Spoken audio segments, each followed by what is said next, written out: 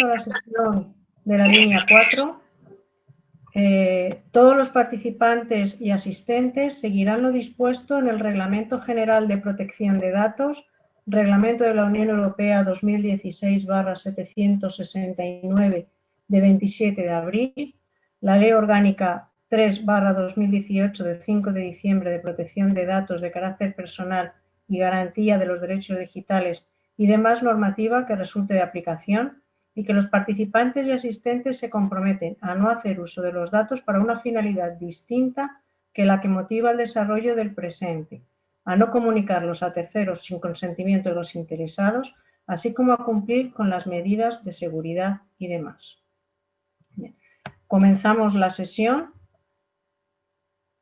con la presentación de la doctoranda Laura Peris, que va a presentar su trabajo de investigación, El derribo del aula en la escuela innovadora, estudio de casos sobre la implementación de un proyecto de renovación de espacios escolares.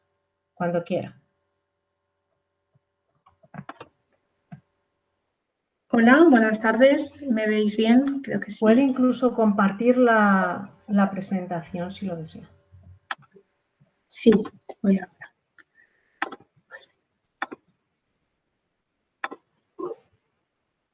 Vale, pues si todo el mundo la ve, empiezo. ¿Se ve bien? Bien, pues buenas tardes a todos. En primer lugar, gracias por asistir a esta presentación. Mi nombre es Laura Peris, soy maestra y psicopedagoga en un centro escolar y mi tesis trata sobre el derribo del aula en la escuela innovadora, un estudio de casos sobre la implementación de un proyecto de renovación de espacios escolares. Hasta hoy dirigida por Mariano Fernández Enguita y actualmente por Dulce Manzano en cotutela con Francesc Hernández de la Universidad de Valencia. La presentación se organiza en torno a los siguientes puntos, que son aquellos en los que se estructura también la tesis y los cuales vamos a abordar brevemente a continuación. En primer lugar, quisiera justificar la elección de este tema, ya que mi interés por los espacios escolares viene de mucho antes, al haber realizado 2 estancias Erasmus en Dinamarca y Suecia, donde pude observar que se llevaban a cabo grandes proyectos en los que el espacio escolar se veía implicado de una manera u otra, bien sea llevando a cabo la educación fuera del aula o bien mediante el diseño y la innovación de los espacios interiores.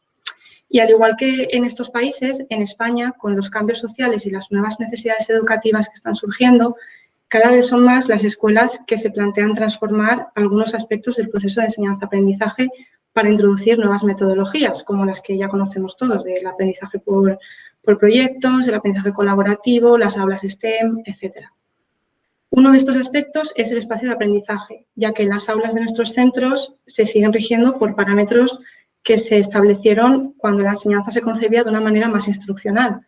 Por tanto, digamos que estos nuevos espacios comienzan a necesitar un cambio a medida que estas nuevas metodologías van surgiendo.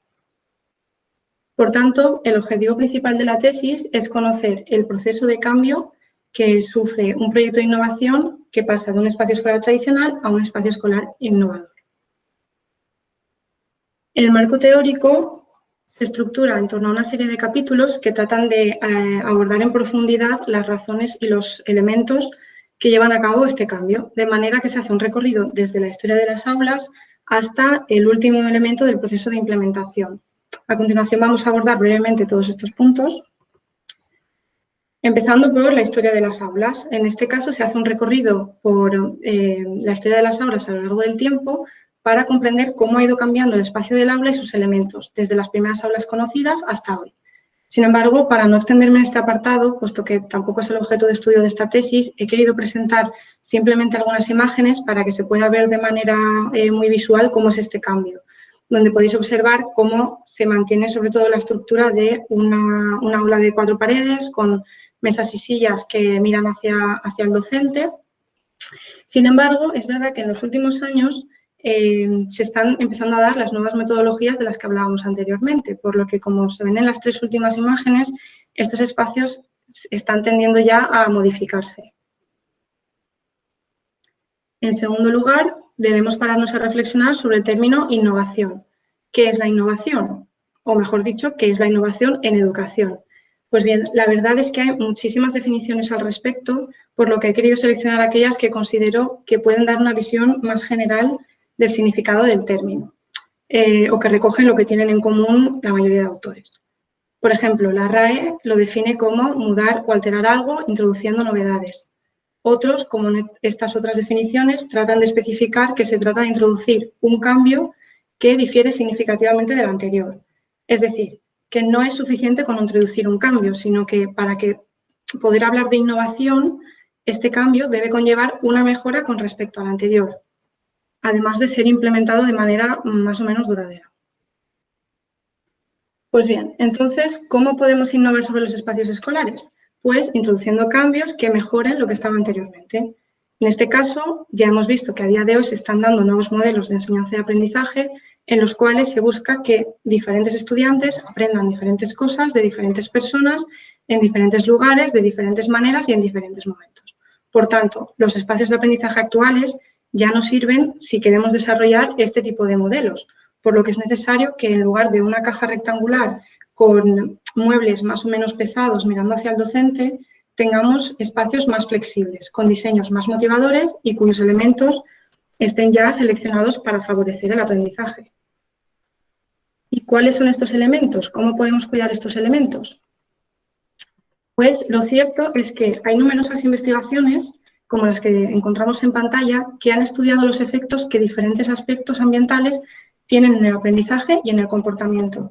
Por ejemplo, la presencia de la luz natural, los colores del aula, la temperatura ambiental, el nivel de ruido, el tipo de mobiliario y la configuración y flexibilidad de los diferentes elementos. Y resulta que todos estos estudios han encontrado evidencias de que una selección adecuada de estos elementos puede aumentar el rendimiento de los alumnos, mejorar la participación y la concentración, además de fomentar emociones positivas e incluso reducir los problemas de comportamiento y el absentismo escolar. Y la verdad es que cada vez son más las escuelas que renuevan sus espacios escolares y que además empiezan a tener en cuenta ya todos estos elementos. Voy a mencionar simplemente 4 para que os podáis hacer una idea de cómo es esta transformación. Por ejemplo, tenemos las escuelas rediseñadas por Rosa Bosch, que es una arquitecta especializada en el sector educativo a nivel internacional. En España tenemos el caso de los colegios jesuitas, especialmente en Cataluña, donde ya han desarrollado el cambio en varios de sus centros. Un caso más cercano a nosotros que conocemos todos es la hiperaula de la Facultad de Educación.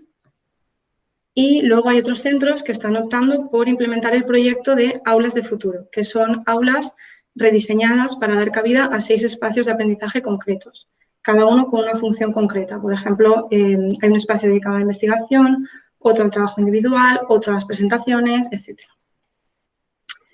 Todo ello, por supuesto, no es posible sin la implicación de diversos agentes, cada uno de los cuales tiene un rol determinado en el proceso de cambio. Tenemos principalmente 6. Uno es el profesorado, que es el encargado de poner en marcha el proyecto y llevarlo a la realidad de las aulas.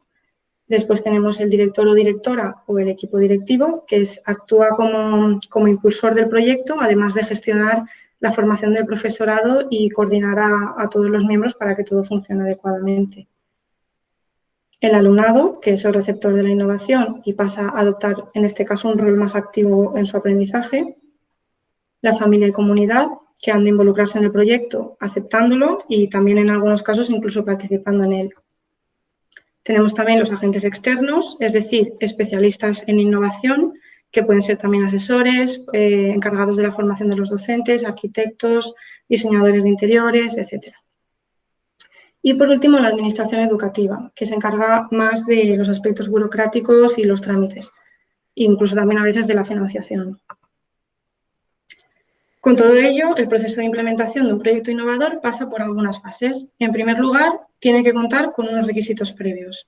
El primero de todos, que los miembros que forman parte del centro educativo vean la necesidad del cambio y estén motivados para ello. Después también que cuenten con los recursos, que tengan unos objetivos compartidos, que cuenten con la dotación económica suficiente, que exista una implicación de los diferentes miembros, etc. Una vez se cuenta con estos recursos, ya podemos pasar a la fase de planificación, que consta de distribuir las tareas y el tiempo, marcar los objetivos, se programan también las reuniones, etc. Después pasamos a la implementación, la cual a su vez consta de varias fases. Aunque es cierto que según el proyecto y según el autor que las defina, encontramos unas fases u otras o una denominación diferente, sí que existe una línea general que pasaría por un análisis y detección de necesidades, una formulación de objetivos, la elaboración del contenido, una puesta en práctica del proyecto y un seguimiento y evaluación del proyecto innovador.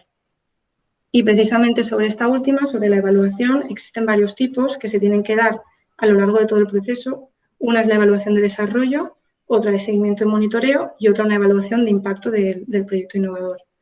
Sin embargo, hay que tener en cuenta que esto no acaba aquí, puesto que una vez instaurado el proyecto debe evaluarse continuamente con el fin de que siempre funcione de la manera óptima. Y si es necesario introducir un cambio, se introduce, pero tiene que a su vez ser evaluado. Por tanto, es un proceso permanente de mejora. Así pues, los objetivos de la investigación son principalmente analizar las fases por las que atraviesa un proceso de cambio innovador, conocer los beneficios que se esperan del proceso de enseñanza-aprendizaje del alumnado y conocer el balance o la perspectiva de los docentes sobre los efectos provocados por el cambio. La metodología empleada para desarrollar esta investigación tiene principalmente dos partes. Primero, un análisis teórico para el cual se han utilizado diferentes bases de datos, especialmente en ciencias sociales, y que además ha servido de base para la elaboración de la guía del estudio de caso. Y después un estudio de caso desarrollado en el Colegio Jesuitas de Alicante, en el Colegio La Inmaculada, para el cual se han utilizado diversas herramientas de investigación, como son las entrevistas semiestructuradas, la observación directa y los cuestionarios. Dos de ellas ya se han llevado a cabo, que serían las entrevistas semiestructuradas y la observación directa, y se siguen llevando, mientras que los cuestionarios se prevén para este próximo curso. He de decir también que no se descarta realizar un análisis documental y acompañarlo de la generación de grupos de discusión.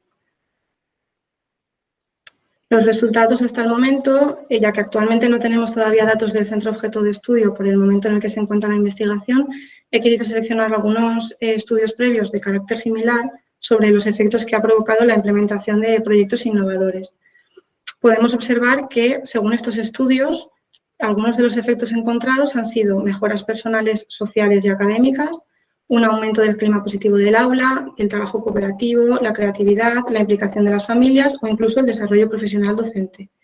Sin embargo, también es cierto que hay algunos puntos menos positivos, como por ejemplo se ha encontrado una mayor carga laboral y emocional por parte de los docentes, la necesidad de cambiar las herramientas y problemas de sostenibilidad de algunos recursos. Para concluir, podemos decir que la escuela debe adaptarse no solamente a nivel metodológico, sino también creando espacios acordes con las nuevas metodologías o enfoques, puesto que el aula no solamente es un lugar en el que simplemente se alberga a los alumnos, sino que puede ser una herramienta más de desarrollo y de mejora del proceso de aprendizaje. Las perspectivas de continuidad de esta investigación tratan de la continuación y desarrollo del estudio de caso para el curso 2020-21, en el cual se pretende analizar las fases por las que ha atravesado el proyecto para ser implementado, detallar los recursos y el papel de los agentes implicados en el cambio y se plantea también analizar la percepción de los docentes sobre los efectos que ya puedan notar en el proceso de enseñanza y aprendizaje de sus alumnos. Dejo aquí algunas referencias de la presentación para más información y muchas gracias por su atención.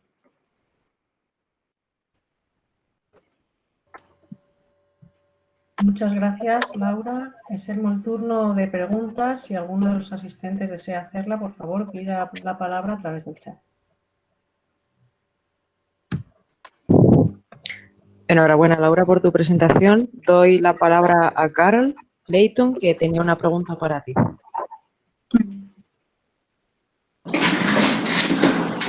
Pues la pregunta era si era un colegio o instituto bilingüe.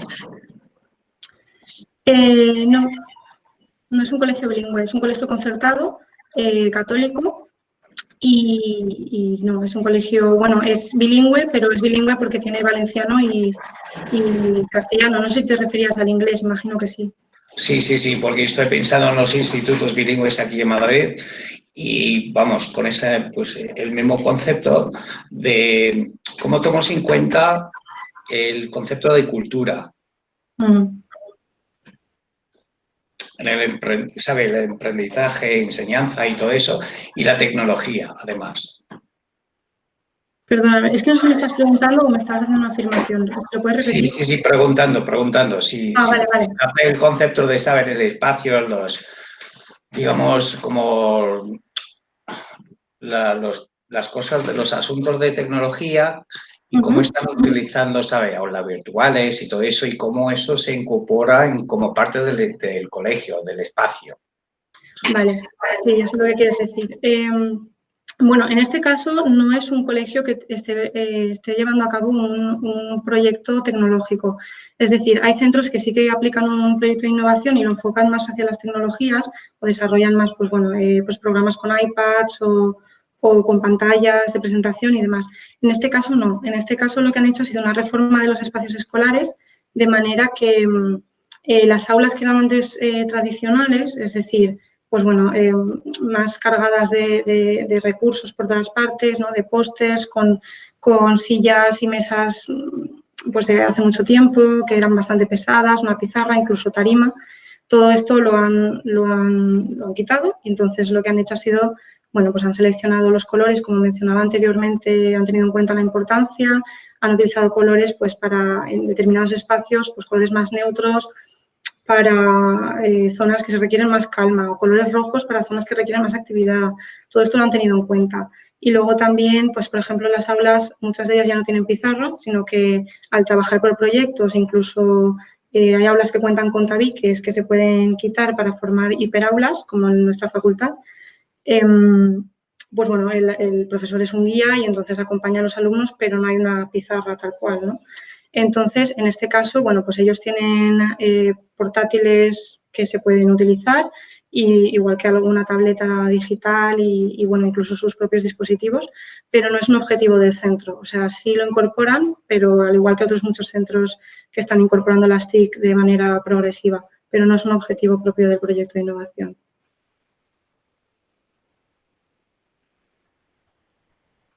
Vale, concedemos la palabra a Juan Carlos, que también tenía una pregunta sobre tu proyecto. Hola, buenas tardes.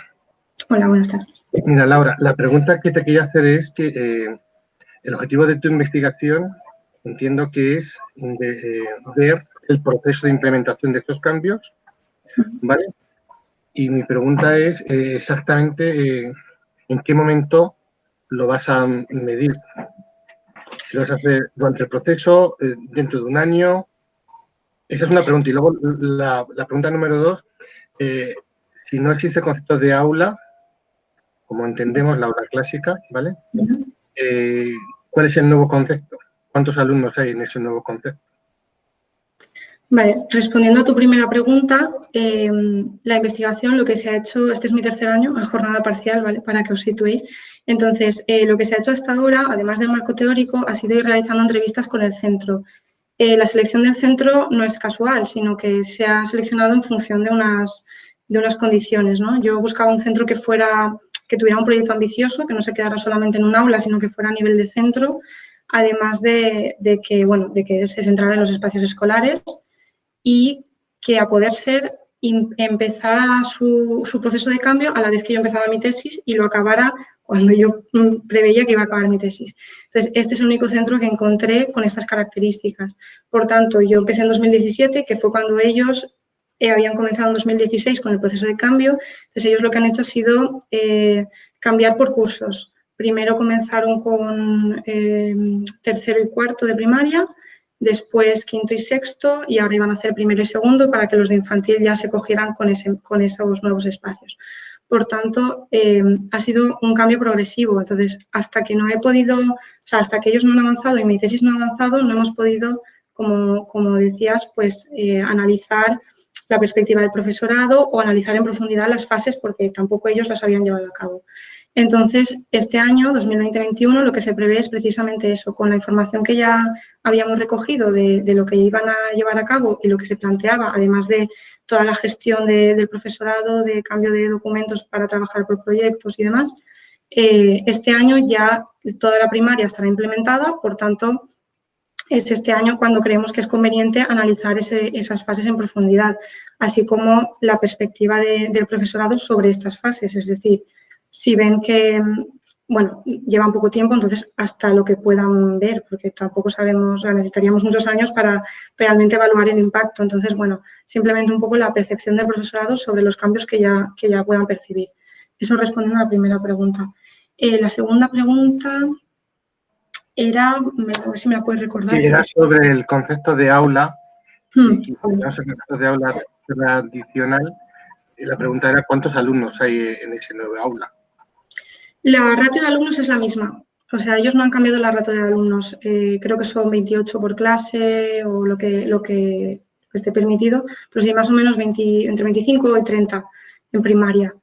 Y entonces ellos lo que hacen es, por ejemplo, las 2 primeras sesiones del día, que me parece que son matemáticas y lengua, la dedican, o sea, lo hacen de manera más tradicional, lo hacen con libro y entonces esto sí que lo hacen los 30, ¿no? Pero a partir de estas 2 sesiones, bueno, ya luego es el patio, entonces ahí lo que hacen es abrir el tabique y entonces ya empiezan a trabajar por proyectos 60 alumnos, es decir, las 2 clases A y B juntos. Entonces son 2 profesores, ninguno es tutor de ninguna clase, sino que trabajan de manera conjunta y hay un tercer profesor de apoyo. Por tanto, no te sabría decir si se considera aula o no, o sea, tampoco lo denominan ni lo dejan de denominar así. Sí que es verdad que las 2 primeras horas del día podría entenderse más como un aula tradicional, con una metodología más tradicional, aunque también lo hagan más práctico que antes, por lo que comenta el colegio, pero bueno, sí que sería así. Y luego a partir de ahí ya se trabaja por proyectos, con un aula grande, con diversos profesores, etc. Muchas gracias. De nada, a ti. Vale, tenemos también preguntas de Sandra, le pasamos la palabra. Hola, buenas tardes, espero que me podáis escuchar bien. Te escuchamos. Quería felicitar en primer lugar a Laura, me parece una presentación muy interesante y tenía algunas observaciones. Me ha gustado mucho la parte en la que has presentado las fotografías de cómo ha ido cambiando a lo largo del tiempo y me ha llamado especialmente la atención una de ellas en la que aparecían como aulas donde se dividían las áreas para trabajar diferentes metodologías. Y eso me ha recordado al trabajo por rincones que se hace en educación primaria. No sé si tiene algún tipo de relación o si se ha tomado como referencia ese tipo de educación. Y luego me resulta también, no sé, como que me lleva a la mente los espacios virtuales que ahora estamos viviendo, como aquí el espacio en el que estamos compartiendo conocimiento, y si eso también lo has contemplado como espacio o lo consideras otra cosa diferente. Y si, por último, bueno, sé que ya es extenso, pero si tuvieras la oportunidad de responderme si consideras que los docentes están preparados para trabajar en este tipo de aulas. Muchas gracias. Gracias a ti, Sandra. Vale, respondiendo a la primera pregunta, me parece que era la de los espacios de los rincones de infantil. La verdad es que no te sabría decir si existe una conexión. Yo al menos no la he encontrado en la literatura que he revisado, pero sí que es verdad que guardan similitudes, porque, claro, por ejemplo, en la parte que he hablado de los proyectos, hay uno que son las aulas del futuro o las Future Classroom Lab, que se dice en inglés, quizá lo suena más ese término, que ahí sí que dividen en rincones, es decir, al final depende, ¿no?, de cada proyecto y de cada centro lo que esté desarrollando. Por ejemplo, en este caso, el centro de la Inmaculada de Alicante no tiene rincones al uso, ¿no? Pero sí que este tipo de proyectos muchas veces tiene, pues eso, ¿no?, un rincón en el que se dedica exclusivamente a las presentaciones, otro al trabajo individual de investigación y demás, otro al trabajo en equipo y al desarrollo de las ideas y así sucesivamente.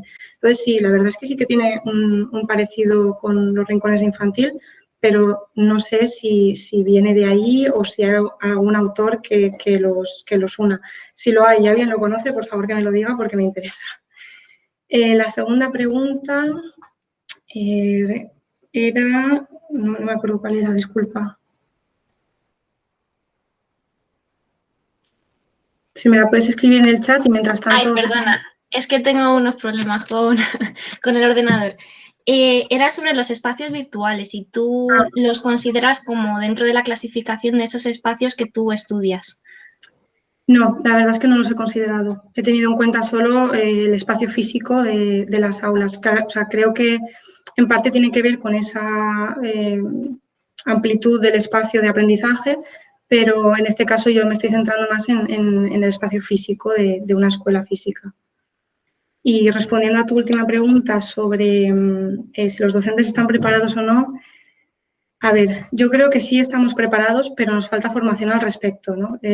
Como he dicho antes, yo soy maestra en un centro escolar y es un centro escolar bastante tradicional en cuanto a espacios y sí que es verdad que noto esa falta de formación al respecto, ¿no? Por ejemplo, hablaba antes del tema de los colores o la importancia de la luz natural, que hay diversas investigaciones que afirman que todo esto tiene efectos positivos. Y, por ejemplo, este tipo de escuelas que están implementando ya nuevos proyectos, bien sea por los asesores externos o porque ellos mismos han investigado, sí que están empezando a tener en cuenta estos aspectos. Yo, por ejemplo, en el centro de trabajo me cuesta mucho, soy súper pesada con el resto de profesores, pero me cuesta mucho verlo porque, por ejemplo, se sigue en infantil sobrecargando las clases con 1000 carteles, con 1000 colores, con 1000, tapando las ventanas y esto al final tiene un efecto contraproducente, ¿no? Porque lo que queremos es precisamente lo contrario, espacios más limpios, que fomenten la concentración y demás. Entonces, creo que en este sentido estamos un poco lejos todavía en cuanto a formación. También lo mismo con la metodología, ¿no? Ocurre mucho y también se habla mucho de que hay muchos docentes que ahora les dan el iPad o cambian el trabajo de proyectos y trabajan de la misma manera, es decir, trabajan de manera instruccional, el alumno al final recibe información y luego hace las tareas, entonces ni esto es trabajar por proyectos, ni son trabajo colaborativo, ni nada similar.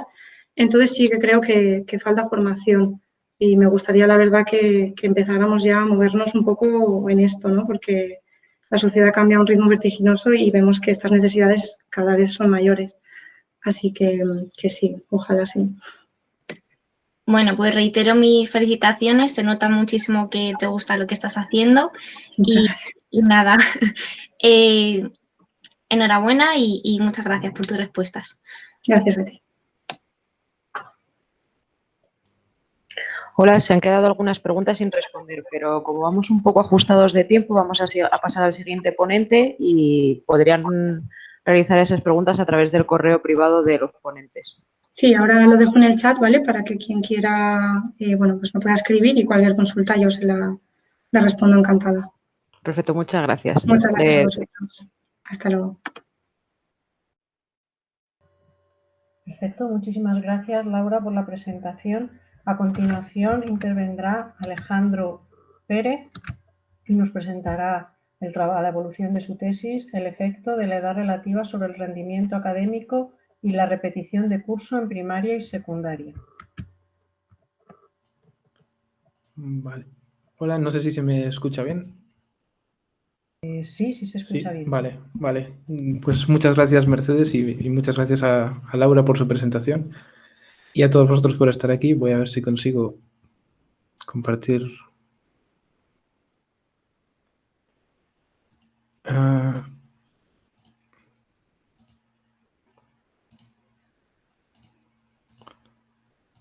Vale, se está viendo el PowerPoint, ¿no? Se está cargando. Ahora. Sí, vale, perfecto. Pues muchas gracias por estar aquí esta tarde. Me llamo Alejandro Pérez Pita, estoy en mi segundo año de doctorado y mi tutora es María Fernández Mellizo Soto. Os voy a presentar un trabajo aquí llamado El efecto de la edad relativa sobre el rendimiento académico y la repetición de curso en primaria y secundaria. Lo primero que voy a hacer es, lógicamente, introducir y contextualizar este término, ¿no?, de efecto de la edad relativa, que puede que a muchos no os suene. Luego vamos a ver un poco brevemente la literatura sobre el tema y os voy a exponer un trabajo empírico que es una parte de lo que será mi tesis, ¿no? Bueno, vamos a empezar por lo simple, ¿no? Los niños nacen constantemente y la fecha de nacimiento de los niños pues es un continuo temporal. Pero muchas veces, por ejemplo, para determinar qué estudiantes van a comenzar la escolarización cada año, nos vemos obligados a segmentar, ¿no?, con el uso de fechas de corte, como sabéis. En el caso de España es el 1 de enero, de manera que los nacidos de enero a diciembre de un año formarán parte de un aula. Si hacemos un gráfico con la edad cronológica que tendrán cada niño al entrar al colegio, veremos pues líneas similares a estas. Por ejemplo, en primaria los de enero entrarán con 6 años y 9 meses y los de diciembre con 5 años y 9 meses. Aquí vamos a hacer un cambio clave, ¿no? Es esta edad cronológica al entrar al colegio, vamos a etiquetarla como edad relativa, porque realmente estas diferencias de edad no se limitan al momento de entrar al colegio, sino que van a permanecer constantemente. En cualquier punto temporal, en cuarto de primaria, por ejemplo, va a seguir habiendo esta diferencia de edad entre los de enero y los de diciembre. Por lo tanto, le vamos a llamar edad relativa y nos vamos a fijar en que, por ejemplo, en este caso, los nacidos en diciembre de 2005 y enero de 2006 tienen una edad cronológica prácticamente igual, pero tienen una edad relativa radicalmente diferente. Los de diciembre serán los más pequeños de su aula y los de enero los más mayores de su aula. Entonces, ¿qué es el efecto de la edad relativa? Pues es precisamente las consecuencias que puede haber de esta línea descendiente que estamos viendo aquí. En concreto, los de principio de año puede que tengan ciertas consecuencias por ser más mayores y los de final de año puede que tengan consecuencias por ser más pequeños. Vamos a ver precisamente qué dice la literatura sobre si estas diferencias de edad tienen consecuencias o no. Vale, vamos a empezar con este estudio de Bedard y Dway, que fue muy importante, ¿no?, para este tema. Estas autoras utilizaron las bases de datos de TIMSS 95 y 99 de 19 países y vieron que en el cuarto grado, que corresponde al cuarto de primaria, estos 11 meses de edad entre los más mayores y los más pequeños implicaban, dependiendo del país, entre 4 y 12 percentiles de rendimiento en matemáticas y ciencia. En secundaria, esta diferencia entre los mayores y los pequeños ya disminuyó, dependiendo del país, entre 2 y 9 percentiles. Y luego, en el mismo artículo, con datos administrativos de Estados Unidos, vieron que los estudiantes que habían sido de los más pequeños en su aula durante el colegio tenían un 11,6% menos de matrículas universitarias. Estos resultados de estas autoras es la línea general de la mayoría de estudios. Voy a poner otro más de ejemplo. Estos autores en 2013 hicieron un estudio muy grande del Reino Unido con muchas bases de datos, ¿no? Y, por ejemplo, mirando el progreso académico evaluado por profesores, es decir, la evaluación más o menos subjetiva de profesores que realizan cada ciertos años en el sistema británico, pues vieron que la diferencia entre mayores y pequeños tenía su máxima magnitud a los 5 años y disminuía a los 7, a los 11 y en secundaria pues a los 14 y a los 16 años. Es decir, iba disminuyendo, ¿no? Y igual que las autoras anteriores, encontraron que los estudiantes que habían sido los más pequeños en su aula tenían 7,8 puntos porcentuales más de asistencia a estudios vocacionales, es decir, a estudios no universitarios. Por lo tanto, no voy a poner más literatura aquí, pero hay más en el resumen que he subido. Lo que se suele encontrar, si hacemos un gráfico de la magnitud del efecto de la edad relativa sobre el rendimiento, es que tiene su máxima magnitud al comenzar primaria y disminuye hasta el punto de que en varios estudios muestran que en secundaria ha desaparecido.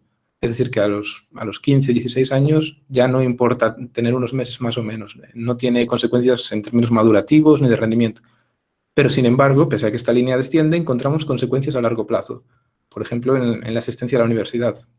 Lo cual puede parecer que no tiene sentido, ¿no? Y estas autoras, Bedard y Dway, señalaron que tiene que haber algún tipo de mecanismo o algún tipo de manera por la que esta diferencia inicial en rendimiento deja algún tipo de huella o se manifiesta por otros medios y acaba teniendo consecuencias a largo plazo. Vamos a visualizar estos resultados e intentar ver estos mecanismos que puedan crear consecuencias a largo plazo.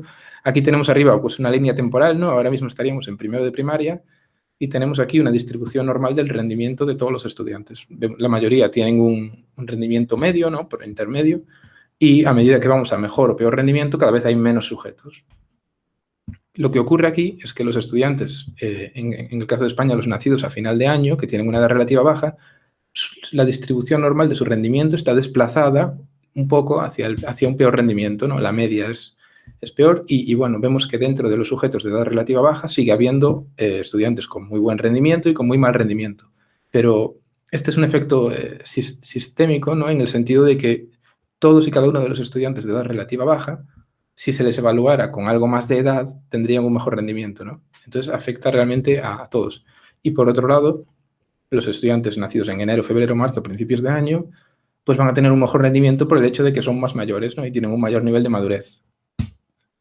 Lo que hemos visto que ocurre, voy a hacer una pequeña animación, es que a medida que avanzan de curso y se van haciendo mayores, estas diferencias se van disminuyendo, ¿no? Hasta el punto de que en cuarto de secundaria da igual haber nacido en enero o en diciembre porque ya tienen unos niveles muy estables de madurez y no hay consecuencias. Pero entonces vamos a volver a segundo de primaria, un curso que es final de ciclo, ¿no? Y podemos imaginar unos profesores que están determinando qué estudiantes van a necesitar pues, repetir curso, ¿no? Y colocan un umbral de rendimiento. Los estudiantes que tengan un rendimiento inferior a este umbral van a tener que repetir curso. ¿Qué es lo que ocurre? Que coloquemos donde coloquemos el umbral, los estudiantes de edad relativa baja va a haber más estudiantes de edad relativa baja que cumplan estos criterios para repetir curso. Esto es una cuestión interesante, ¿no? Si es bueno o no que repitan. Por un lado, es verdad que los estaríamos colocando en un curso más adaptado a sus capacidades, ¿no? A su rendimiento actual, pero por otro lado sabemos que uno, con el tiempo realmente se pondrían al mismo nivel que sus compañeros, y dos, que la repetición de curso no es una experiencia neutra y puede tener consecuencias negativas pues, a largo plazo. Por otro lado, ¿qué pasa si los profesores o los educadores quieren identificar el talento que en niños parece que son especialmente prometedores, pues para promocionar su talento, darle clases extra o lo que sea, pues habrá más estudiantes de edad relativa alta que cumplirán estos criterios, y se suele ver en estudios de asociaciones de altas capacidades, etcétera, que hay una sobrerepresentación, ¿no? De estudiantes que tienen una edad relativa alta en el aula. Y bueno, no solo es la repetición de curso, también hay estudios de que necesidades educativas especiales se diagnostican o se identifica en mayor medida en estudiantes con edad relativa baja. Y bueno, en España esto no ocurre, pero en países como Alemania o Países Bajos vemos que en el equivalente a cuarto o quinto de primaria ya se asigna a los estudiantes a diferentes itinerarios de secundaria. Algunos van más a la universidad, otros intermedios y otros más a estudios vocacionales. Y se ha encontrado en varios estudios que los estudiantes de edad relativa baja tienen una mayor tasa de ser enviados a la rama de secundaria inferior. Y bueno, olvidándonos un poco de los extremos, ¿no? De las distribuciones, el propio hecho de que la mayoría de estudiantes de edad relativa baja tengan un peor rendimiento que los de edad relativa alta, pues puede crear diferencias en experiencias de éxito y fracaso, en su percepción de autoeficacia, en su autoestima o en sus aspiraciones académicas. Es decir, hemos identificado aquí ya varios mecanismos, tanto los de los extremos como los que ocurren a nivel global, que pueden hacer que incluso aunque estas diferencias en rendimiento se acaben suavizando, ¿no? Puede haber consecuencias a largo plazo. Vale, voy a pasar ya a mi estudio. He elegido dos momentos temporales, ¿no? Para comparar un poco primaria y secundaria. Por un lado he utilizado TIMSS 2015 y PIRLS 2016. TIMSS incluye matemáticas y ciencia y PIRLS incluye lectura, que son estudiantes de cuarto de primaria. Y por otro lado he utilizado PISA 2015, que mide estas tres mismas áreas académicas y no va por curso, sino que incluye estudiantes de 15 años. La mayoría están en tercero de la ESO, pero hay muchos que están en segundo porque han repetido una vez, e incluso hay varios que han repetido dos veces, o bien han adelantado curso, o han empezado tarde el colegio y están en cuarto. Es decir, en PISA tenemos una cohorte entera de estudiantes que han iniciado juntos el colegio y hayan repetido o no, los tenemos. Por lo tanto, es una muestra muy útil para estudiar la repetición de curso. De hecho, PISA nos trae variables de si han repetido en primaria y en secundaria. Por lo tanto, también vamos a utilizarla para medir la repetición. Y bueno, otras variables utilizadas, independientes, serían el nivel socioeconómico, que es bastante importante para el estudio de la edad relativa, porque si os fijáis, los estudiantes de diciembre, ¿no? Que entran al colegio con menos edad han tenido una infancia previa al colegio más corta. Entonces, siendo una infancia más corta, importa más la calidad, ¿no? de esta infancia. Entonces, el nivel socioeconómico es bastante importante ahí. Y luego, claro, si surgen problemas de rendimiento académico, el nivel socioeconómico puede ayudar a enfrentarse a ellos. En este caso lo hemos medido con el máximo nivel educativo de los padres para reflejar un poco el capital humano y el número de libros en el hogar para reflejar el tema de los recursos. Luego también he incluido el sexo, una variable importante para rendimiento y para repetición de curso, y la condición de inmigrante, que un par de estudios lo han señalado como un factor relevante para el efecto de la edad relativa, incluso controlando por el nivel socioeconómico. Vale. Aquí vamos a empezar ya con los resultados. Lo que tenemos aquí es estadísticos descriptivos, ¿no? De he dividido a los estudiantes en 3 grupos de edad. De enero a abril serían los más mayores, de mayo a agosto los de edad intermedia y de septiembre a diciembre los más pequeños. Y tendríamos aquí todas las bases de datos. Vemos que en las de cuarto de primaria, que serían matemáticas y ciencia de Teams y lectura de Pearls, pues hay una tendencia bastante clara, ¿no? En matemáticas, por ejemplo, 524 los mayores, 517 los intermedios y 504 los más pequeños. Recordamos que en estas bases de datos la puntuación media se sitúa en 500 y la desviación típica en 100, ¿no? Y bueno, con el análisis post-hoc vemos que las diferencias entre estos 3 grupos de edad son significativas. Si nos vamos a secundaria en PISA, vemos que las diferencias entre los mayores y los de edad intermedia han desaparecido prácticamente por completo, pero los más pequeños parece que siguen teniendo una puntuación un poco más baja. Vale, esto que hemos visto sería, digamos, la media de las distribuciones normales, ¿no?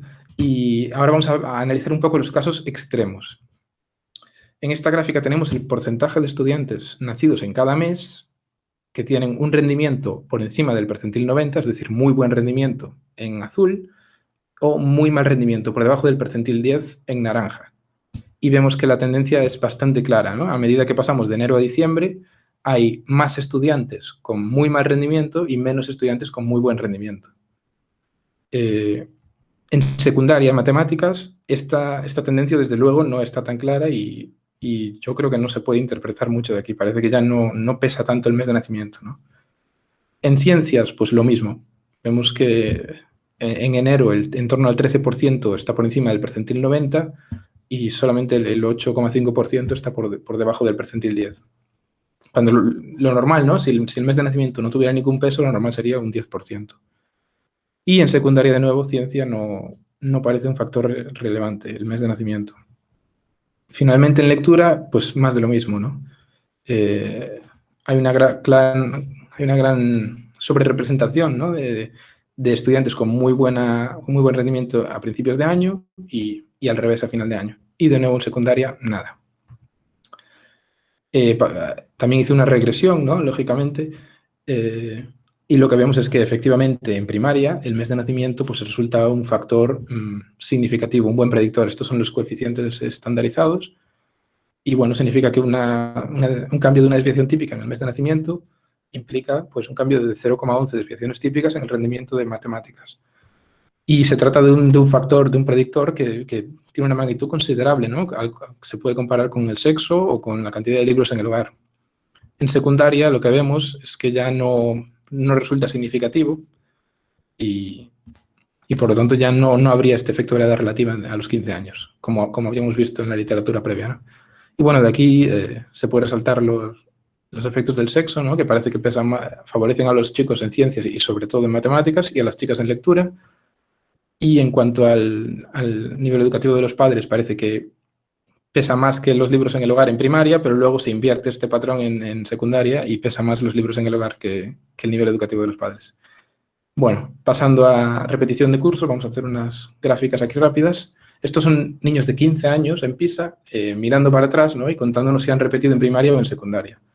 Y vemos que efectivamente solamente el 8,1% de los estudiantes de enero han repetido en primaria y el 15,1% han repetido en diciembre. Al repetir en secundaria no es tan clara la tendencia, pero sigue habiendo 16,4% de enero contra 28,5% en diciembre. Es decir, parece bastante claro, ¿no? Y hice una regresión logística binaria con la variable dependiente de repetir o no repetir. En el caso de primaria, bueno, agrupé por 4 grupos de edad y vemos que comparado con los de enero y marzo, los de julio y septiembre tienen 1,56 veces más probabilidades de repetir y los de octubre y diciembre 1,73 veces más probabilidades. En secundaria ya no es tan claro el efecto, solamente los de octubre y diciembre tienen algo más de probabilidades de repetir que los de enero y marzo, pero en general vemos que pesa menos, ¿no? El efecto. Bueno, también vemos aquí que el sexo afecta, ¿no? Los chicos repiten más, los estudiantes nacidos fuera de España repiten más en primaria, pero parece que en secundaria ya no tanto. Y en cuanto al nivel educativo de los padres, en primaria, comparado con el grado universitario, lo único que empieza a aumentar el riesgo de repetir curso es que el nivel máximo sea solamente secundaria o solamente primaria o no estudió. Mientras que en secundaria cualquier curso, cualquier nivel por debajo del grado universitario ya aumenta el riesgo. Si en lugar de tener 4 grupos de edad lo hiciéramos con todos los meses, ¿no? Comparándolos con enero, veríamos estas odds ratios, ¿no? Donde claramente, sobre todo en primaria, cuanto más nos vayamos hacia final de año, tienen bastantes más probabilidades de repetir. En diciembre sería 2,6 veces más. Y bueno, por concluir, por un lado hemos visto que sí que hay un efecto de la edad relativa sobre el rendimiento en cuarto de primaria y que parece que ya no está presente a los 15 años. O bien es porque a los 15 años ya todos los estudiantes de edad relativa baja han repetido o ya han alcanzado a sus compañeros. Porque, bueno, la regresión sobre rendimiento en PISA la controlé por el curso que estaban cursando, ¿no? Para evitar que se no influenciara la repetición de curso. Y hemos visto también que existe un efecto de la edad relativa, RAE son las siglas en inglés, sobre la repetición de curso tanto en primaria como en secundaria, pero con mayor magnitud en primaria. Por lo tanto, estos efectos que identificó la literatura en muchos países, pues también están presentes en España. Y en concreto esto encaja con el estudio de esta autora, que estudió 31 países y concluyó que dependiendo del sistema educativo de cada país, el efecto de la edad relativa se canaliza por distintos mecanismos, donde la repetición de cursos muy habitual, como es el caso de España, se suele canalizar a través de ella. Pero incluso en otros países pues, tenemos el tracking en secundaria, ¿no? Como había dicho, en Alemania y Países Bajos, que van a diferentes ramas de secundaria. En Estados Unidos, por ejemplo, es muy común en educación infantil alargar o acortar pues, la educación infantil en función de si ven que los niños están listos o no para pasar a primaria. Adelantar cursos en España se hace, pero no tanto como en otros países, ¿no?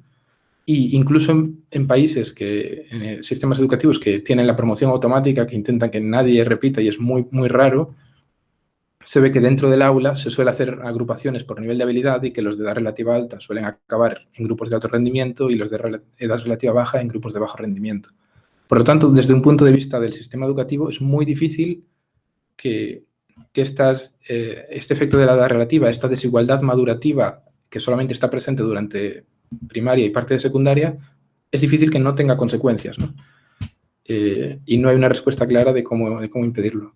Pero desde luego, intentar tener en cuenta, ¿no? La edad de cada niño antes de tomar una decisión, como puede ser repetir curso o identificar necesidades educativas especiales, etcétera, etcétera, pues sí, la conclusión principal es que el mes de nacimiento debería ser un factor a tener en cuenta, ¿no? En el mundo de la educación. Y bueno, esto sería lo que he presentado, el estudio sobre el efecto de la edad relativa en el progreso académico. También estoy estudiando sobre el desarrollo emocional, es decir, si por el hecho de ser los más pequeños acaban teniendo una huella pues, sobre su autoestima y sobre su desarrollo socioemocional, que este estudio lo tengo también ya prácticamente terminado. Y luego miraré también consecuencias a largo plazo, pues por ejemplo en la Complutense, si están sobrerepresentados los estudiantes que fueron de los más mayores de su aula. Voy a presentar algunos resultados que he encontrado sobre lo del desarrollo socioeconómico. El mes de nacimiento resulta un factor significativo prediciendo si los niños han sufrido bullying, según Teams. Tampoco voy a profundizar mucho, pero es un factor importante. Estas son, según PISA, las aspiraciones académicas de los estudiantes por mes de nacimiento. Vemos el porcentaje de estudiantes que aspiran a tener un grado universitario a los 15 años. Y parece que los de principio de año tienen un poco más de puntos porcentuales, ¿no? de aspirar a tener un grado universitario. Incluso, por ejemplo, en identificarse con frases como incluso cuando estoy bien preparado para un examen me encuentro muy nervioso.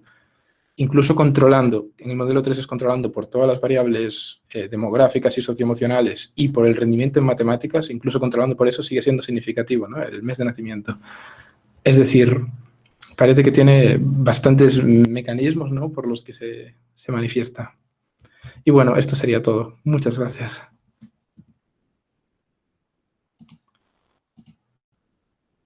Vale.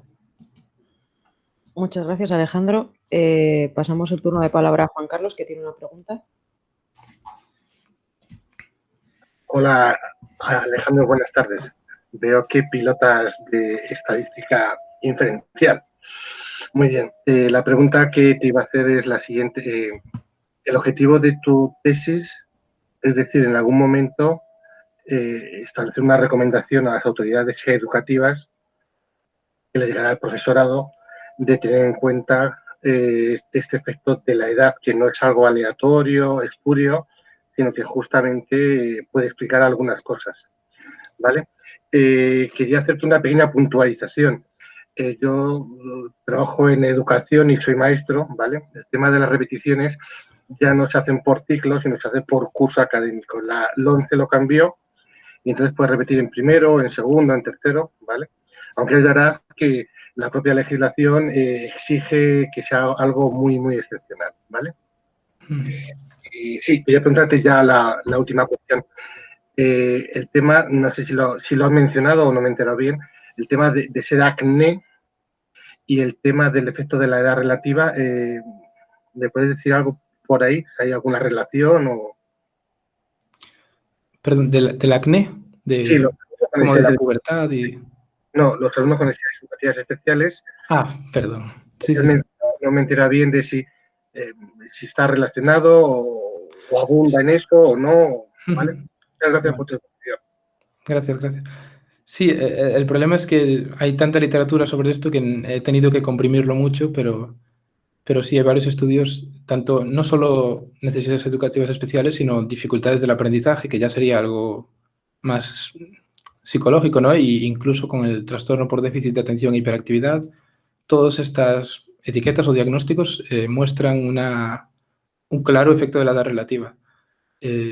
Sobre todo el TDAH es muy grande, ¿no? La literatura es muy interesante sobre ese tema. No sé. Y bueno, realmente estas etiquetas pues pueden ayudar al estudiante, ¿no? No tienen por qué ser negativas, pero sí que en cierto modo alteran, ¿no?, la experiencia académica, la experiencia escolar de los estudiantes. No sé si con esto te he respondido a lo último, pero bueno, volviendo a lo primero que dijiste, sí que el objetivo, claro, ¿no?, es intentar ver qué se puede hacer acerca de esto, ¿no? Porque es algo tan estructural, tan sistémico que resulta muy difícil. Pero parece que lo mejor es simplemente eso, que se intente tener en cuenta esto y que se adapte. Bueno, al final se trata de atención a la diversidad, creo yo, ¿no? Que se habla mucho de ella y yo creo que esto es parte de eso, de ver el nivel madurativo de cada niño y ajustar las expectativas y las evaluaciones a ese nivel madurativo.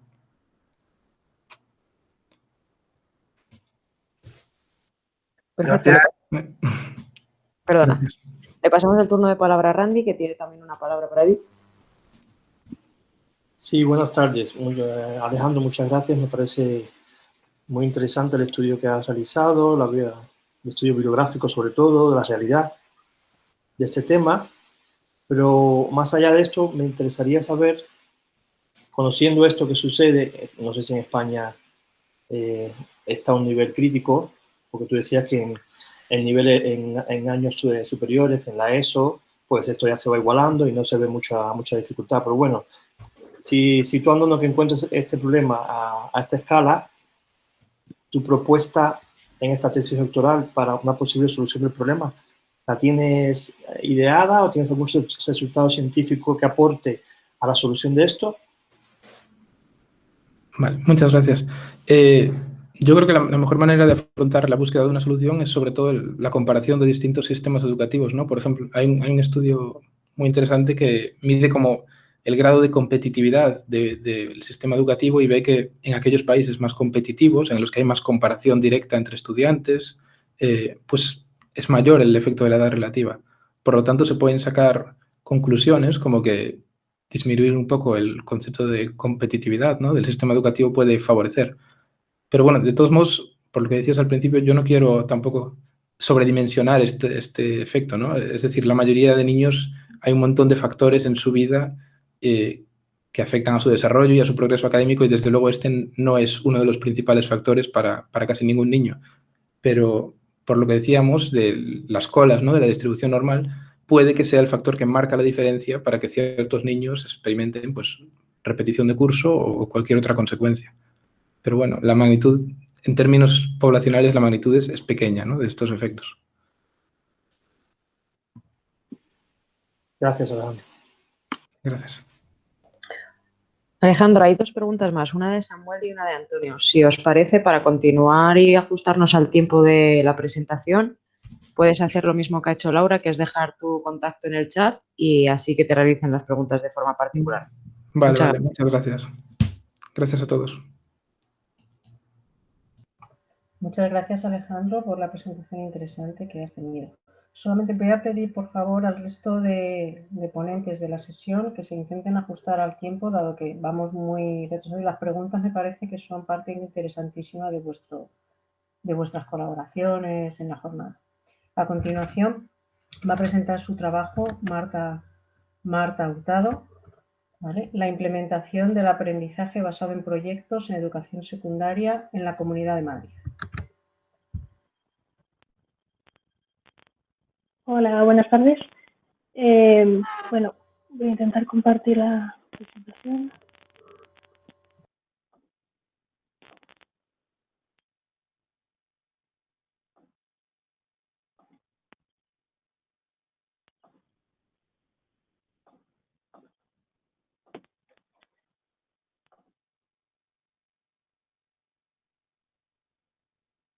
Bueno, primero quería agradecer a mis compañeros, porque la verdad es que han hecho una presentación y unos temas muy interesantes. Yo os quiero hablar sobre mi tesis de la implementación del aprendizaje basado en proyectos en la educación secundaria en la Comunidad de Madrid. Bueno, hablaros un poquito. Llevo ya un tiempo trabajando en la evaluación educativa, desde prácticamente el último año de carrera. Gracias a mis directores de tesis, precisamente, y que me descubrieron todo este tema de la evaluación educativa.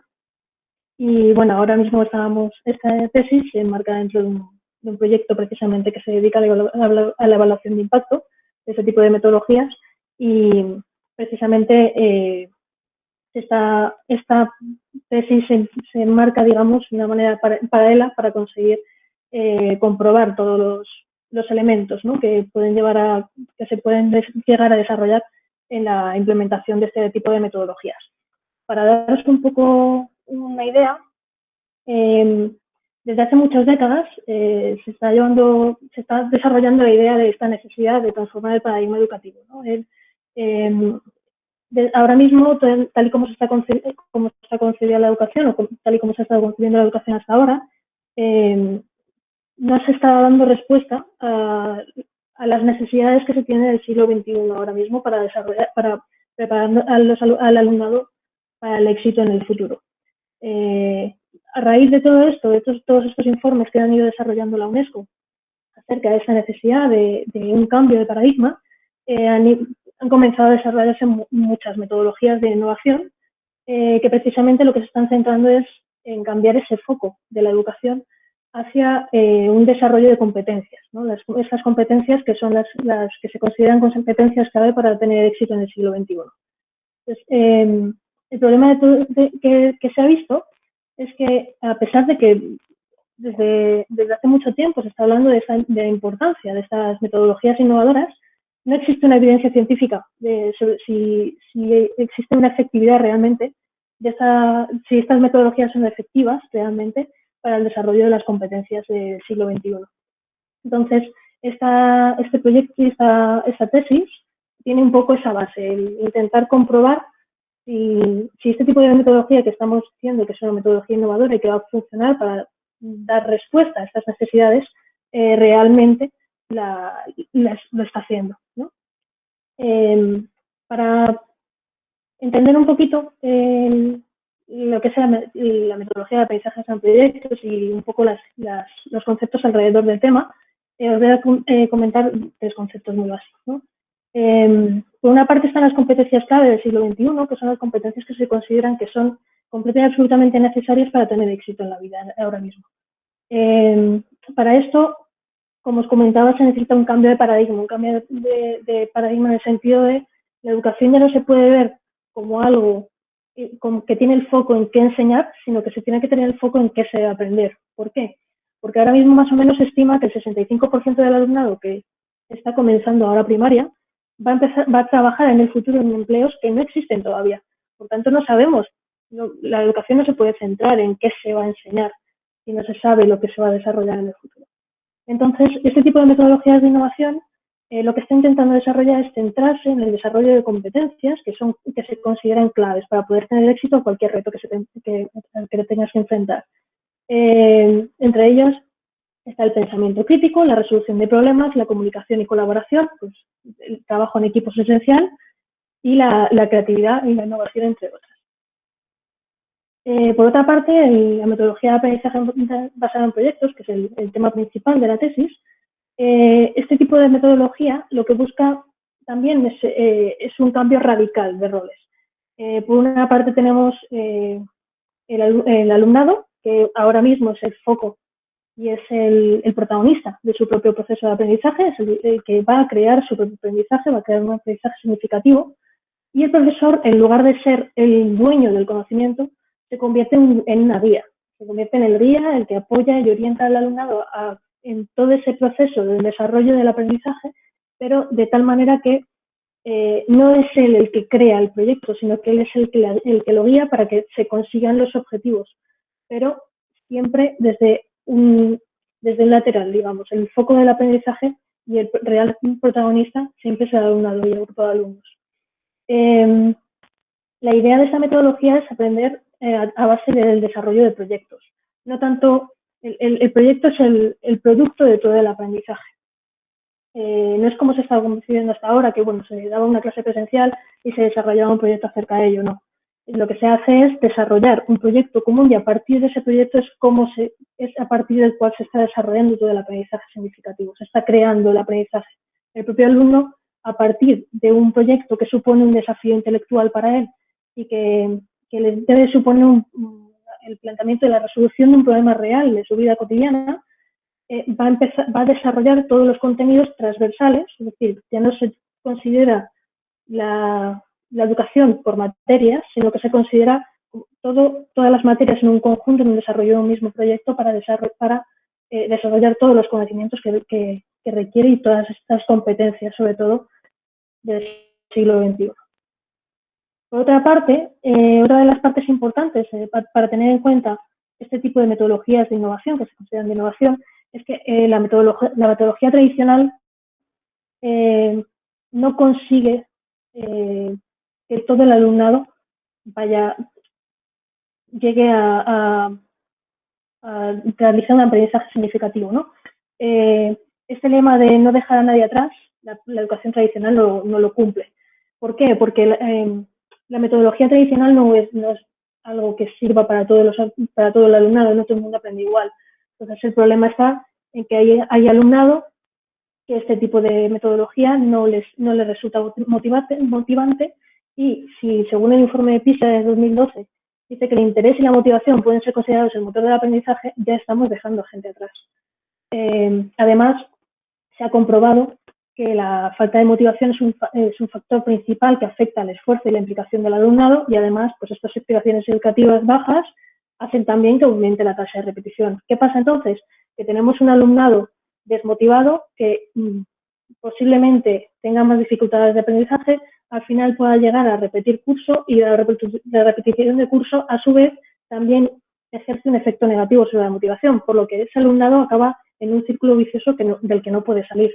Entonces, ese tipo de metodologías pretenden solventar ese tipo de problemas dando respuesta a los problemas de motivación y dando respuesta a los problemas de participación del alumnado. Entonces, hacemos que el aprendizaje sea algo que tengan que crear ellos, ¿no? que ellos se sientan dentro del proceso de enseñanza-aprendizaje como un agente activo. Entonces, a partir de todo esto, hemos desarrollado tres hipótesis, ¿no? Según toda la literatura, por tanto, el aprendizaje basado en proyectos mejora las capacidades cognitivas y no cognitivas del alumnado de secundaria, el aprendizaje basado en proyectos mejora la motivación y la atención del alumnado y además no solo es mejora la motivación y la atención del alumnado en general, sino que también del repetidor y con algún tipo de necesidad educativa que son aquellos precisamente a los que la educación tradicional no está dando respuesta. Para comprobar esas hipótesis, ha desarrollado una metodología un poco conjunta, ¿no? Primero está la parte básica, que es el experimental heterocontrolado. El experimental heterocontrolado básicamente se ha contactado con todos los centros de educación secundaria públicos y concertados de la Comunidad de Madrid y los que han querido participar en el proyecto han sido al final el grupo total que entraron en el proyecto, se cayeron algunos y volvieron a entrar otros, se quedaron 18 centros, perdón, de los cuales 10 han sido tratados y 8 han sido control.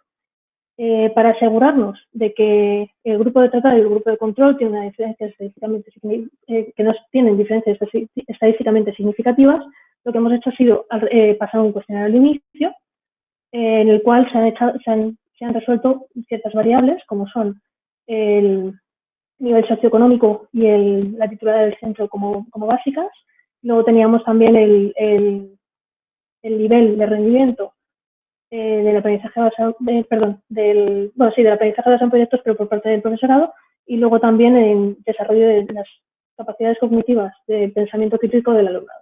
Todas estas variables se han estado utilizando, unas como variables principales y las demás como control, para asegurarnos de que no hay diferencias estadísticamente significativas entre los dos grupos, de modo que no haya un sesgo ya en la propia literalización.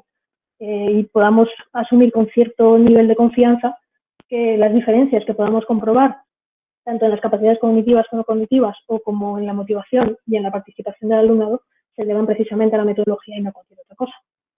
Entonces, en esta parte cuantitativa hemos desarrollado unos cuestionarios al inicio y al final del proyecto, y además hemos pasado unos serious games para medir, en este caso, las capacidades cognitivas y no cognitivas. También esos cuestionarios se han utilizado en parte para dar apoyo a la parte de la evaluación cualitativa, porque se han hecho algunas preguntas también al grupo tratado y al grupo de control sobre motivación y sobre participación en el aula, tanto al profesorado como al alumnado, de modo que sepamos también si existe algún tipo de diferencia. Luego, la parte cualitativa, lo que hemos hecho es un análisis de cada una de las sesiones planteadas. Bueno, lo que vamos a realizar es un análisis de cada una de las sesiones que se han planteado en el proyecto que han desarrollado, para comprobar la motivación e implicación del alumnado, y además todo esto se va a hacer en base a unas fichas de acción, que es unas fichas de acción que se les ha repartido al profesorado tratado para que desarrollasen los proyectos de tal manera que todos siguiesen un mismo modelo y luego lo pudiésemos todos comparar, de tal modo que podamos comprobar cuáles son las sesiones que realmente están funcionando, pues, si realmente existe una motivación en todas las sesiones, si existe realmente una participación, si está bien diseñado, ¿no?, el proyecto, y si está bien diseñada la metodología para implementarla en las aulas en la realidad educativa actual. Con todo eso, pues vamos a llegar a la elaboración de un manual de buenas prácticas. La muestra final que se quedó en el proyecto son 18 centros, de los cuales 10 han sido tratados y 8 han sido control. El profesorado participante son 31 profesores, de los cuales 18 están en los centros tratados y 13 en los centros de control. Y el alumnado participante son 605 alumnos y alumnas que son de tercero de la ESO, que están 392 en el grupo tratado y 213 en el grupo de control. La implementación del programa, básicamente lo que se ha realizado en octubre, se realiza una formación al grupo tratado sobre el aprendizaje basado en proyectos, y es donde se les repartió estas fichas de acción y este tipo de, digamos que se les dio unas directrices para que supiesen cómo se tenía que implementar esta metodología dentro del aula, y desde noviembre hasta mayo hasta el pasado mes se ha estado implementando esta metodología en los centros tratados. La duración del proyecto tenía que ser alrededor de 18 horas en el horario de tutorías en tercero de la ESO, y básicamente lo que se ha hecho ha sido la implementación, ¿no?, de este proyecto, poniendo en práctica los conocimientos adquiridos en la formación para el desarrollo de las competencias clave, y además se ha estado haciendo durante todas y cada una de estas sesiones ese seguimiento de esa evaluación cualitativa al inicio antes de comenzar el proyecto, para saber de qué base partíamos, de motivación y participación del alumnado, y a partir de ahí, en cada una de las sesiones, ir evaluando cada una de ellas para saber si estaban funcionando adecuadamente.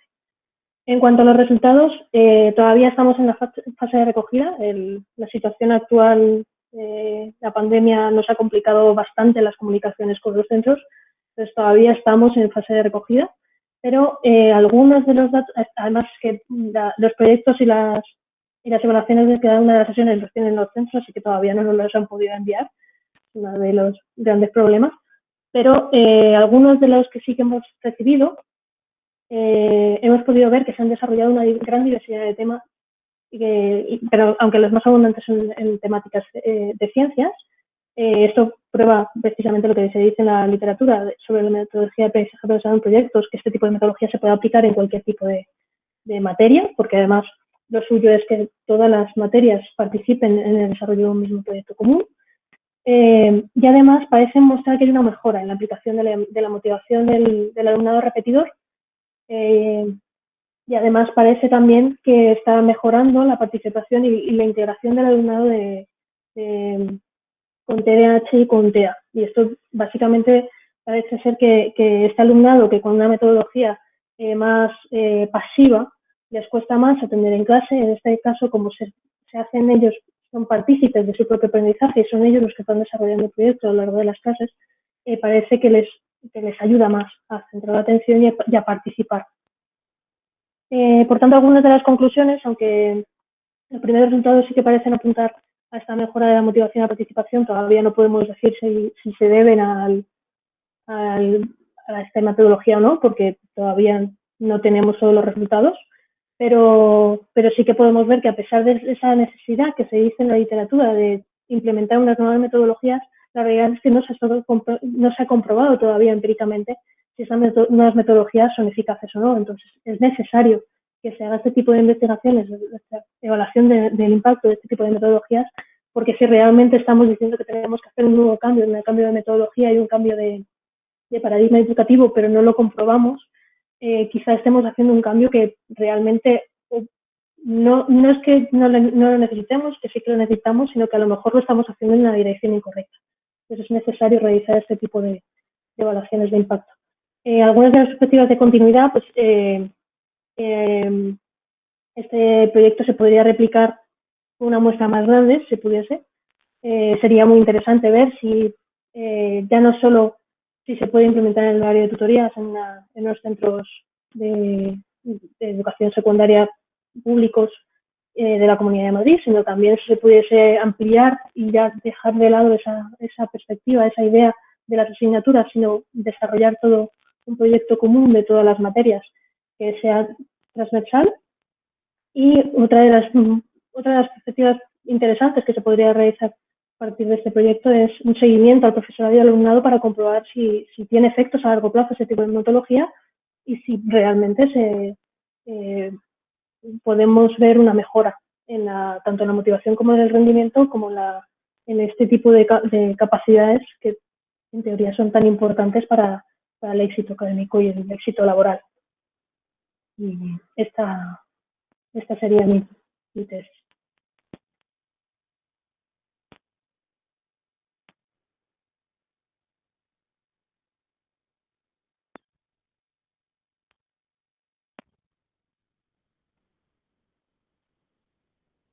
Muchas gracias, Marta. Le paso el turno de palabra a Judith, que te quiere realizar una pregunta. Hola, Marta. Muchísimas gracias por tu presentación. La verdad es que es un tema muy interesante y me ha gustado mucho la presentación.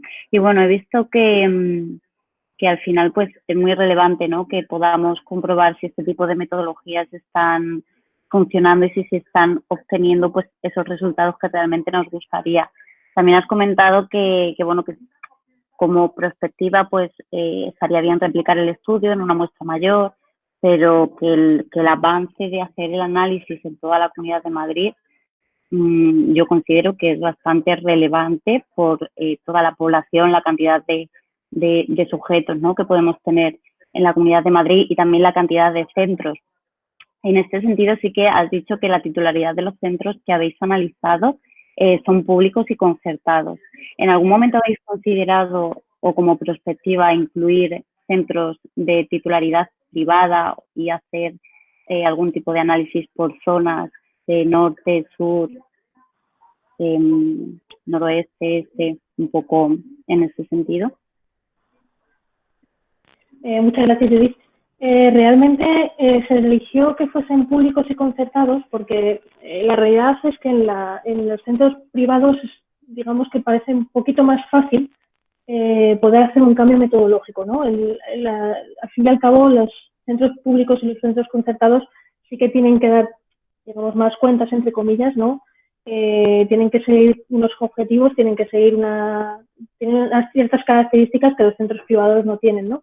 Además es que los centros públicos tienen también la dificultad añadida de que cada año pueden cambiar los profesores y no siempre se mantienen los mismos profesores, por lo que un cambio metodológico implica también tener que implicar a un profesorado nuevo que a lo mejor no tiene ese tipo de metodología, que no conoce ese tipo de metodología. Entonces, claro, es más complicado, digamos, que un centro público y un centro concertado acaben implementando este tipo de metodología a lo largo del tiempo. Entonces, lo que nosotros planteábamos es precisamente, queremos comprobar cómo de difícil en la realidad educativa en que nos situamos ahora mismo es hacer ese cambio metodológico que, por otra parte, es tan sumamente necesario, ¿no?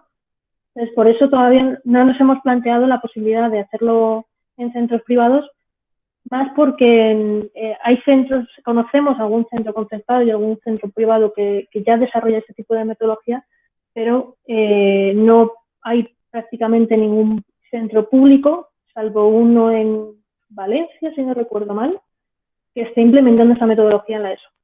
Precisamente por la dificultad añadida, ¿no?, que tiene que un centro público o un centro concertado tenga estos cambios anuales y este rendimiento de cuentas, entre comillas, ¿no?, que tienen a diferencia de la titularidad de los otros centros. Muchas gracias. Muchas gracias, Marta. Le pasamos el turno de palabra a Almudena, que también tenía una pregunta para ti. Hola, Marta. Gracias de nuevo. Da gusto encontrar gente que investiga sobre cosas tan actuales y a la vez tan necesarias. Mi principal interés es sobre la motivación, también en la ESO, y va a ser parte de mi tesis futura. Entonces, mi pregunta es, ¿a qué crees que se debe que parece que mejora la atención y la participación, la motivación de los alumnos con TEA y TDAH? Porque veo que mides la eficacia de cada sesión, entonces si han arrojado diferencias, quizás sea por la especificación de la tarea o porque tienen un rol en un grupo. ¿Qué tipo de diferencias has visto? Muchas gracias. Sí, pues muchas gracias por la pregunta. En concreto, se ha visto en este tipo de alumnado realmente porque son el tipo de alumnado que tiene algún tipo de necesidad educativa especial en nuestro grupo, son TDAH o TEA. No se ha visto ningún otro tipo de necesidad educativa especial o al menos no que esté diagnosticada y que el tutor tenga conciencia de ella, ¿no? Pero sí que creemos que la razón por la cual parece ser que tiende hacia una mejora de la motivación y una mejora de la implicación es precisamente por el tipo de metodología, ¿no? El alumnado pasa de un rol completamente pasivo en el que no desarrolla, en el que realmente no es partícipe de su conocimiento, a estar desarrollando un proyecto que ya no solo es que él sea el que desarrolla junto con sus compañeros toda la metodología, todo el proyecto, todas las fases del aprendizaje, sino que es que además este tipo de metodología, este tipo de proyectos tienen que tener una temática que les interese, que sea importante para ellos, que sea un desafío para ellos o que incluso sea algo muy importante para la escuela. Por ejemplo, muchas de las temáticas que se han intentado plantear y que se les ha planteado al alumnado y que les ha gustado mucho, tienen la temática del reciclaje. Y se les ha planteado que el propio grupo desarrolle un plan, un proyecto que sea a nivel de escuela, que mejore la situación del reciclaje de la propia escuela, del propio instituto. Entonces, ellos mismos ven cómo con sus proyectos que están desarrollando todas esas capacidades que necesitamos y esas materias se siguen desarrollando a través de este proyecto, pero a la vez ellos ven un producto público que es propio, que lo han hecho ellos y que han hecho una mejora para toda la comunidad educativa. Entonces, eso yo creo que es lo que les está haciendo más partícipes, este tipo de metodologías, lo que hace que les motive más y que se integren y que participen más. Incluso alumnado que estaba muy perdido, digamos, que el profesorado decía que es que no había manera de que participase en clase, que muchas veces faltaba, se ha visto que en estas sesiones que parecían, estaban interesados, participaban, desarrollaban también, cuando había que hacer una lluvia de ideas, también participaban en ello y también formaban parte de este proyecto, ¿no? Entonces, es ahí donde hemos visto las grandes diferencias.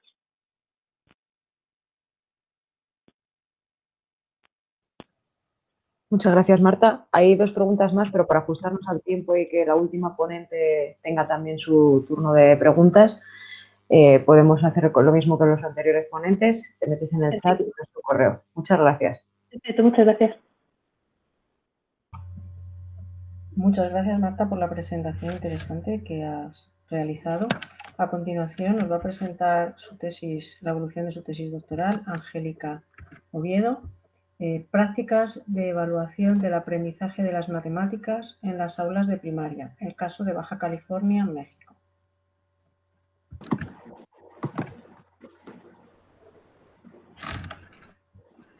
Hola, ¿qué tal? Buenas tardes a todos. Voy a tratar de colocar la presentación, de compartirla.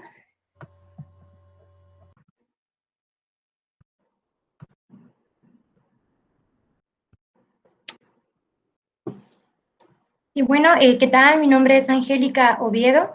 Soy estudiante del segundo año de doctorado en educación. Me da mucho gusto compartir con ustedes este espacio, felicitar a mis compañeros que han expuesto sus trabajos, los cuales me han parecido muy interesantes, y también presentarles algunos de los avances de mi tesis doctoral titulada Prácticas de evaluación del aprendizaje de las matemáticas en las aulas de primaria, el caso de Baja California, México. Esta tesis está siendo codirigida por la doctora Coral González de la Universidad Complutense de Madrid y por el doctor Joaquín Caso de la Universidad Autónoma de Baja California. Bien, me gustaría iniciar con algunas cuestiones introductorias que parten de la importancia de las matemáticas como un área de conocimiento habilitadora, es decir, base para el desarrollo de otros aprendizajes, y que en México ha tenido una presencia relevante tanto en el currículo escolar de primaria como ha sido considerada históricamente en las evaluaciones a gran escala. En estas últimas, los resultados obtenidos en México han sido poco favorables. Les comparto los resultados de la prueba Planea. Esta es una prueba que se aplica al interior del país, que evalúa el logro tanto de matemáticas como de lenguaje y comunicación, y que en el año 2018 reportó que el 59% de los estudiantes de sexto grado de primaria cuentan con un dominio insuficiente de los aprendizajes que se consideran clave en matemáticas, situación que dificultará su aprendizaje futuro. Y esta situación problemática, que no es presente solamente en el contexto de México, sino que también se ha estudiado en otros contextos, se sugiere abordarla desde qué ocurre en el proceso de enseñanza-aprendizaje. Un elemento clave dentro de este proceso son precisamente cómo se realiza la evaluación en el aula, ya que la evaluación en el aula es un elemento inherente del proceso que tiene una capacidad para potenciar el aprendizaje y también determina en gran parte la práctica pedagógica. Por lo que las prácticas de evaluación del aprendizaje de las matemáticas en el aula se convierten en el objeto de estudio de esta investigación. Quiero hacer aquí un breve paréntesis sobre la educación primaria, ya que es el nivel educativo en el que se acota esta investigación, y mencionar que en México está organizado de forma muy similar que en España. Son 6 grados escolares divididos en 3 ciclos. Los estudiantes acuden entre los 6 a los 12 años de edad, y bien es un nivel educativo obligatorio, gratuito, y forma parte de la educación básica en México. Existen diversos antecedentes sobre el tema de estudio. Aquí quiero presentarles uno que resulta relevante para esta investigación, ya que fue realizado en México y en el nivel de primaria, y se trabajó en el 2011 por García, Aguilera, Pérez y Muñoz para conocer las opiniones y prácticas de evaluación de los docentes. Entre los resultados que se identificaron es que las herramientas más utilizadas fueron la observación y las preguntas directas.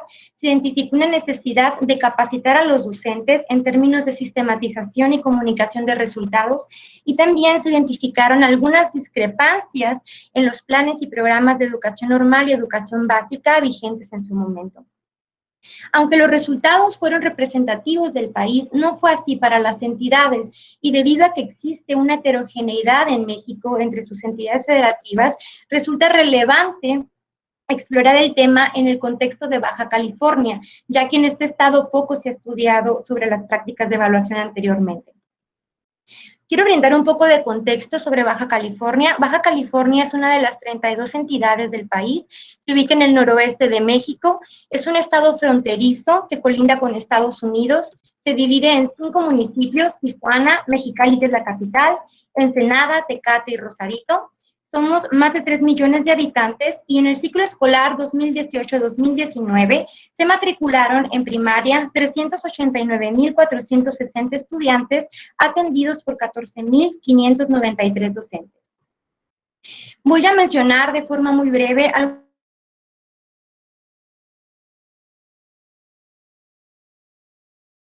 considera como todas aquellas acciones que emprende el docente para recolectar información e inferir sobre el aprendizaje de sus estudiantes.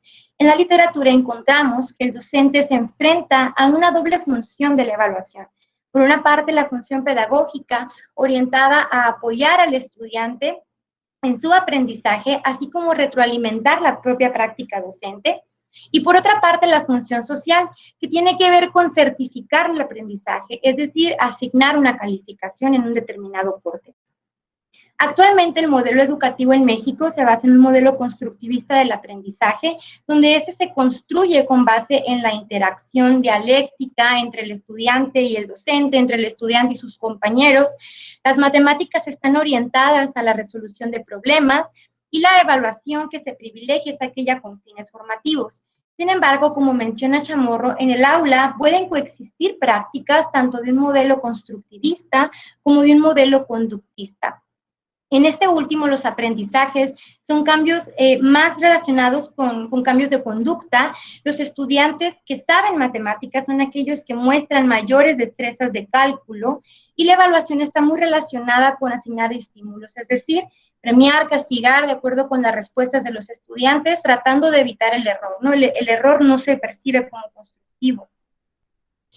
Otro elemento dentro de la literatura son las concepciones de las matemáticas. Así podemos ubicar a un docente dentro de una visión dinámica de construcción social, de resolución de problemas, o una visión más estática e instrumental. Esto es importante revisarlo, ya que autores como Barcatzas y Purnomo señalan que las concepciones de las matemáticas pueden influir en la caracterización de las prácticas de evaluación.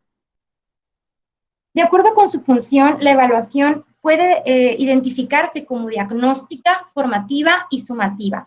De acuerdo con autores como De Luca y Earle, también la evaluación formativa se puede diferenciar entre una evaluación para el aprendizaje y una evaluación como aprendizaje, donde esta última coloca el énfasis en desarrollar capacidades de autorregulación en los estudiantes.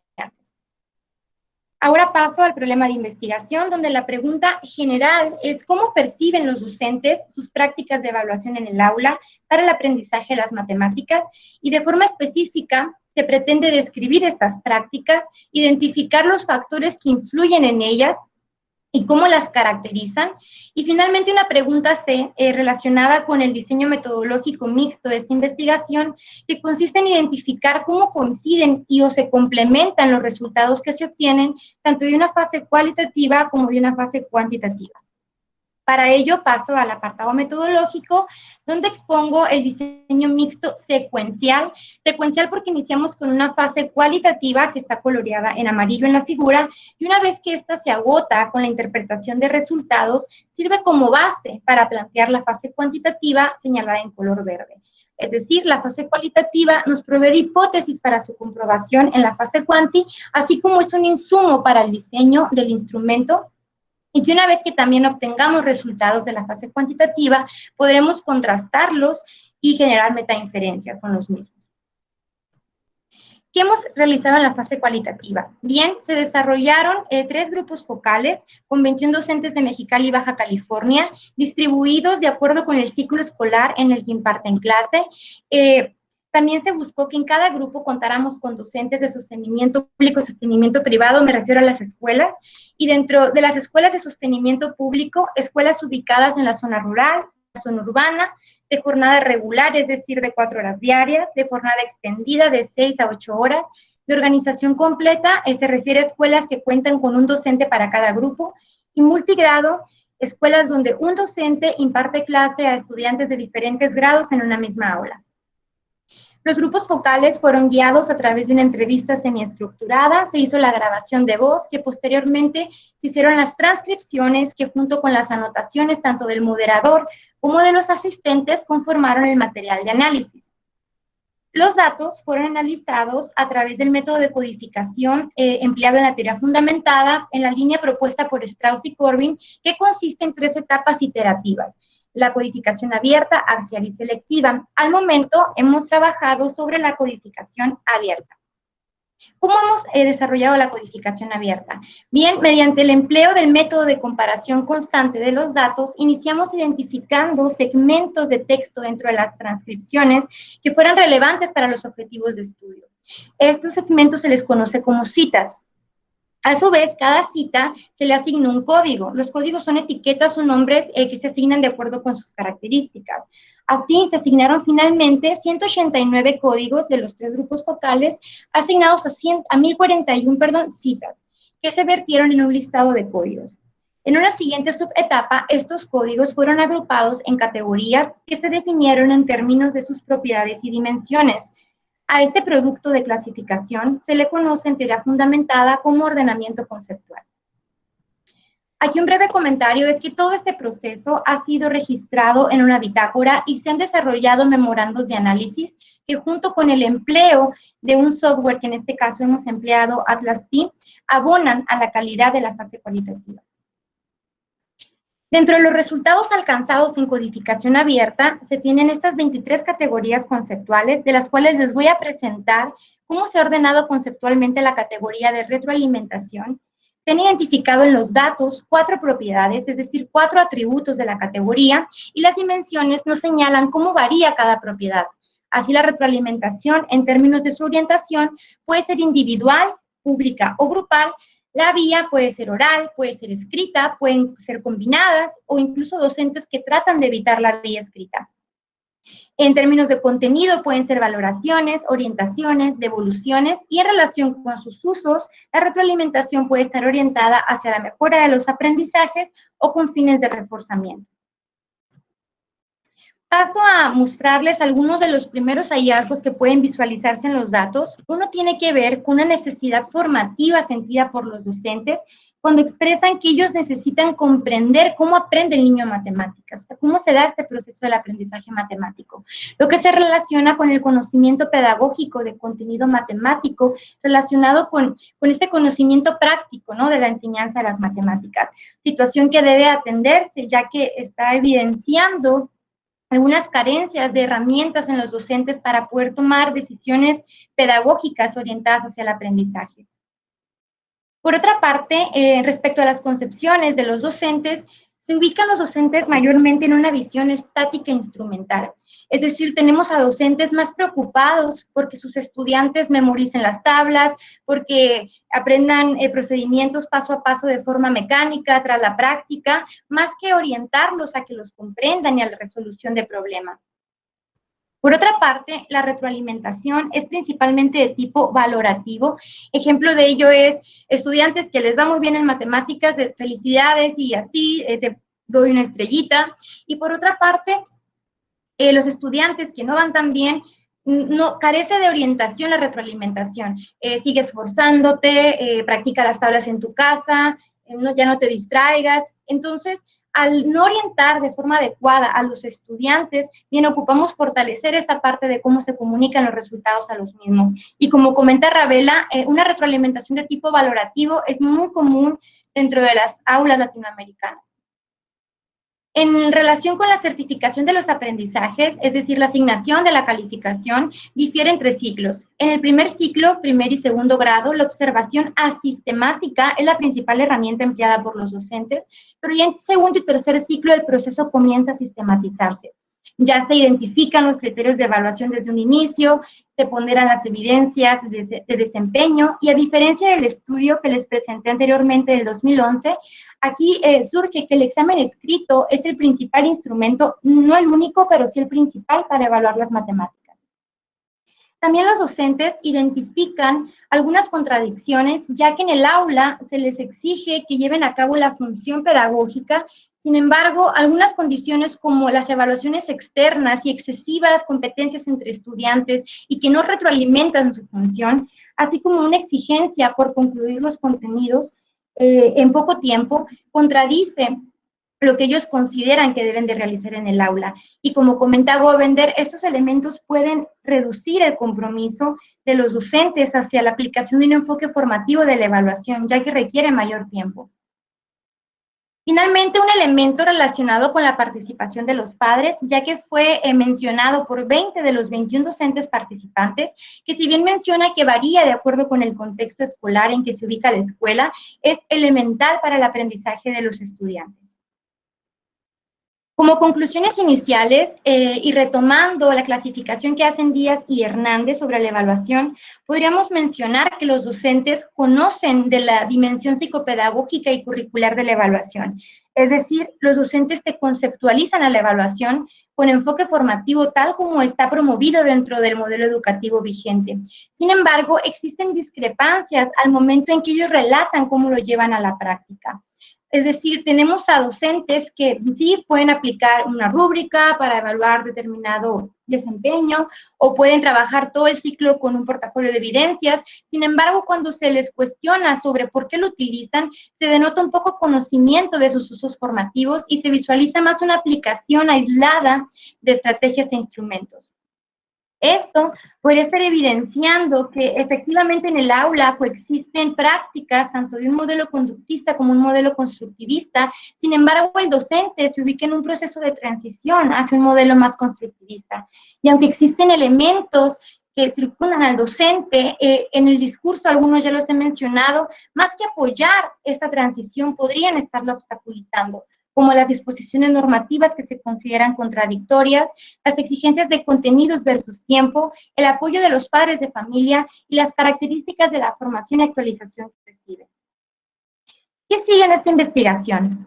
Bien, concluir con la fase cualitativa a través de la etapa axial y selectiva de codificación, y una vez que se concluya la fase cualitativa, pasar a la fase cuantitativa a partir de la construcción de un instrumento que será aplicado a una muestra representativa de docentes de primaria en Baja California con fines de generalización de resultados. Y como comenté en el apartado metodológico, una vez que se cuenten con resultados de ambos enfoques, contrastarlos con fines de triangulación. Bien, esto es todo por mi parte. Aquí se encuentran las referencias del trabajo y muchas gracias por su atención.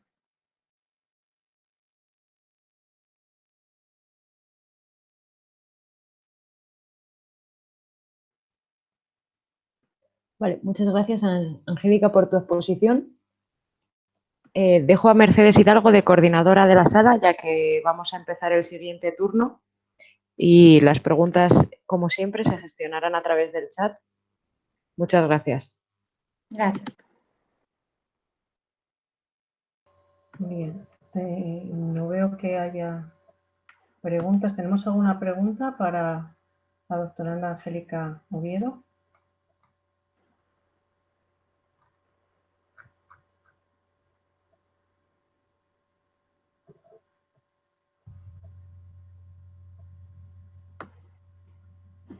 Bien, yo sí tengo una, es sobre, claro, tienen interés en investigar sobre la evaluación en matemáticas, pero influye o miran o detectan algún tipo de autoevaluación en la propia didáctica de cada una de las clases.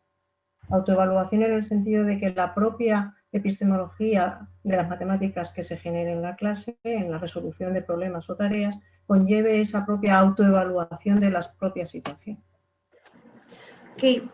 Sí, de hecho es un elemento que también surge en los datos que por cuestiones de tiempo no se presenta, pero se refleja que está muy ausente. O sea, la evaluación que más se practica es la que realiza el docente a sus estudiantes y apenas se ven algunos indicios de incluir esa reflexión en los propios estudiantes. De hecho, se ubica principalmente en los primeros grados, en primero y segundo, esa preocupación, ¿no?, de conducir al estudiante a identificarse a partir del error, que es parte del proceso de aprendizaje, también incluir una coevaluación, pero realmente es muy incipiente ese tipo de prácticas dentro de las aulas, al menos, ¿no?, de los docentes que reportaron en esta primera fase cualitativa. Bien, muchas gracias. Si no hay ninguna pregunta más, agradecemos a la doctora su presentación muy interesante y pasamos a la última que teníamos planificada para la sesión, a cargo de Susana Gil, titulada Análisis de los rankings universitarios, propuesta de un modelo de calidad. Hola, buenas tardes a todos. Primero de todo, quisiera dar las gracias por haberme incluido en esta mesa una vez que ya había sido publicado el programa, así que muchas gracias. Voy a compartir mi presentación.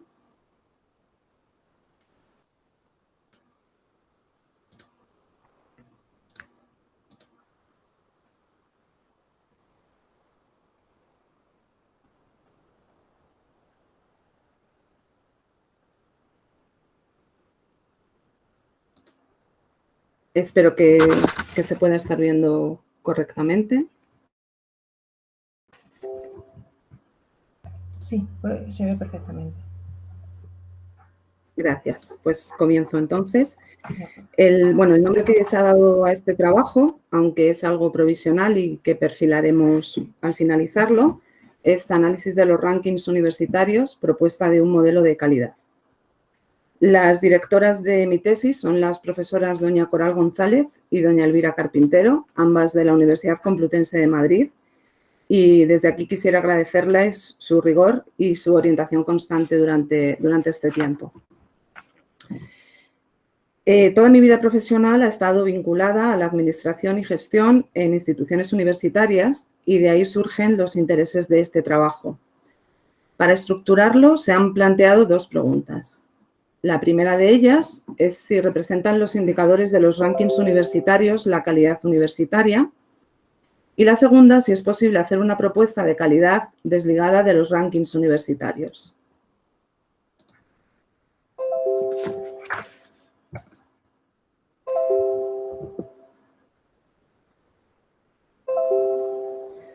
Perdón, porque están saltando todos los calendarios.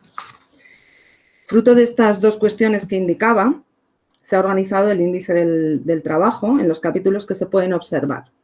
En primer lugar, nos aproximamos al marco teórico en los capítulos del 1 al 4 y tras ello nos planteamos un estudio empírico en el que con una metodología mixta, partiendo de recoger la información o percepción de los implicados en la enseñanza superior y de la documentación que estamos revisando, se hace una propuesta teórica de un modelo de calidad universitario. Desde la implantación del Espacio Europeo de Educación Superior, el concepto de calidad está presente en las universidades de forma muy patente, pues se refleja en la memoria de los planes de estudio, lo que obliga a las universidades a establecer sus propios sistemas de garantía de calidad interna. Este nuevo sistema universitario tiene, entre otros objetivos, homogeneizar la estructura de los planes de estudio, mejorar la empleabilidad de los estudiantes y asegurar la calidad adquiriendo una serie de competencias genéricas que garanticen el aprendizaje de los estudiantes. Una de las hipótesis que se plantean en este trabajo es que los modelos de calidad que elaboran las universidades están condicionados por el posicionamiento que éstas obtienen en los rankings. Los rankings son tablas de clasificación que comparan los resultados de las universidades siguiendo los indicadores que marcan.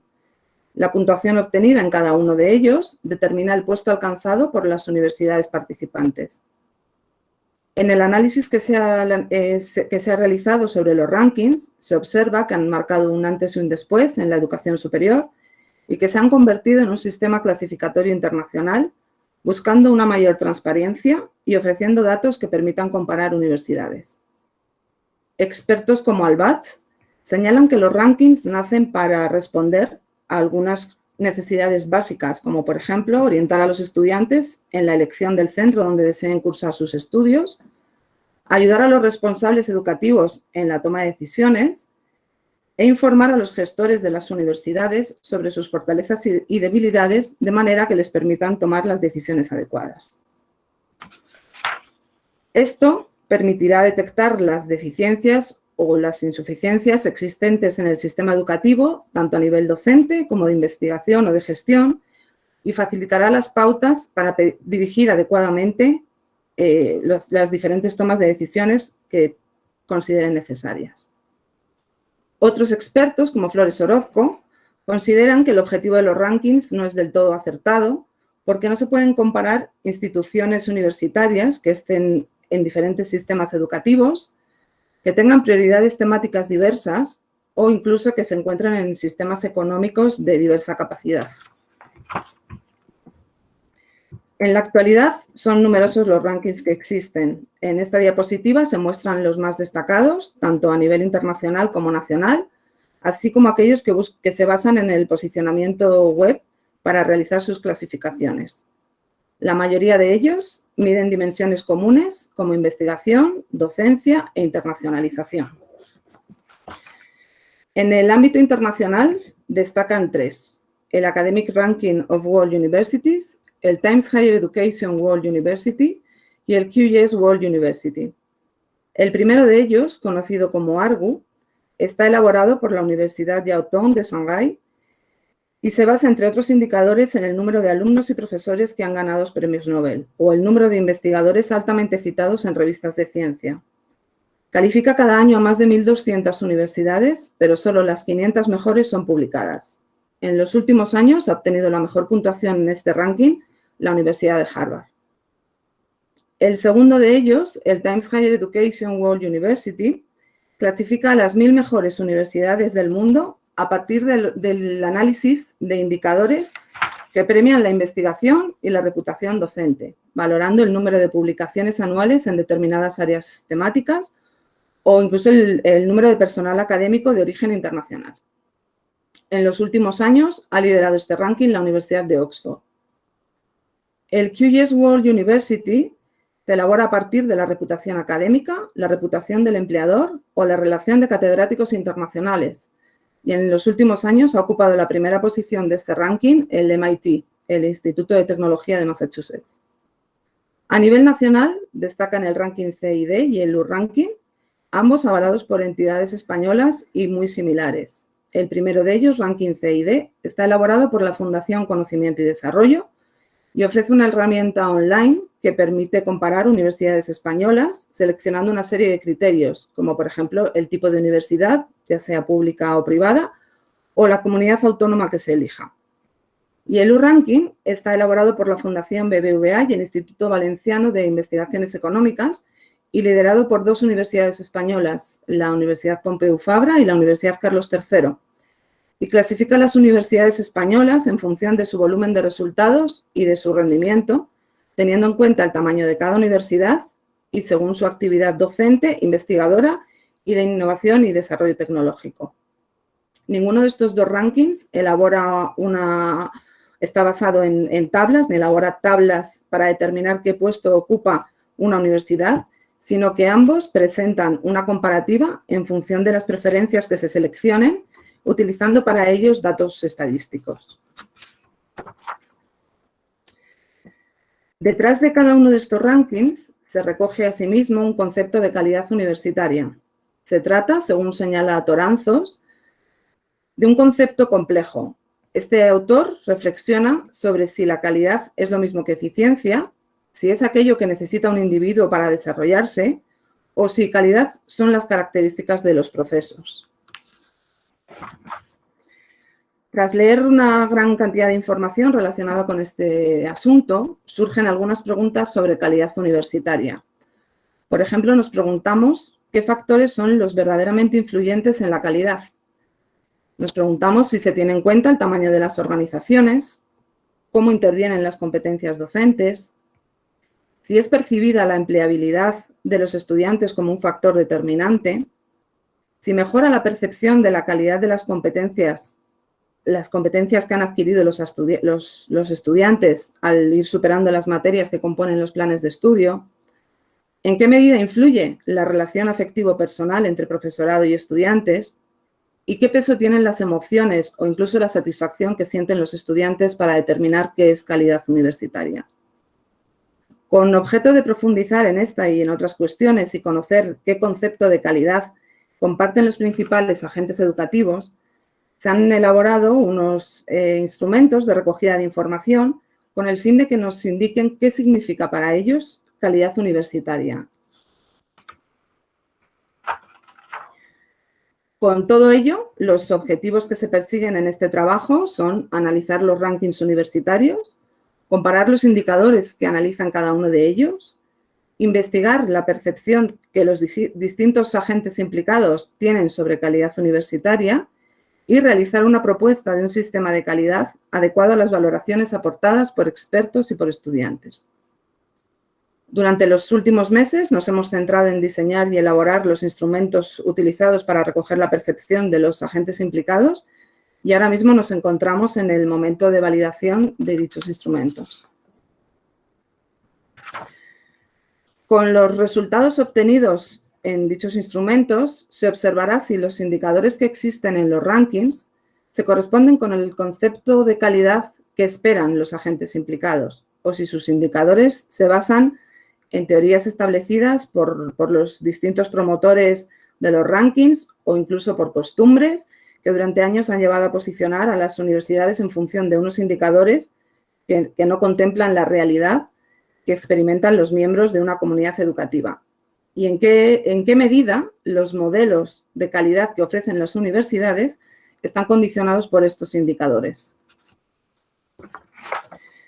Por último, con el análisis que se ha realizado sobre los rankings y los modelos teóricos de calidad, así como con los resultados obtenidos en los instrumentos aplicados a los agentes implicados, se elaborará un modelo de calidad que represente lo esperado por las personas implicadas en la actividad universitaria. Muchas gracias y hasta aquí ha llegado el avance de este proyecto. Muchas gracias por su atención. Muchas gracias, Susana. Si hay preguntas, por favor, pidan palabra por el chat.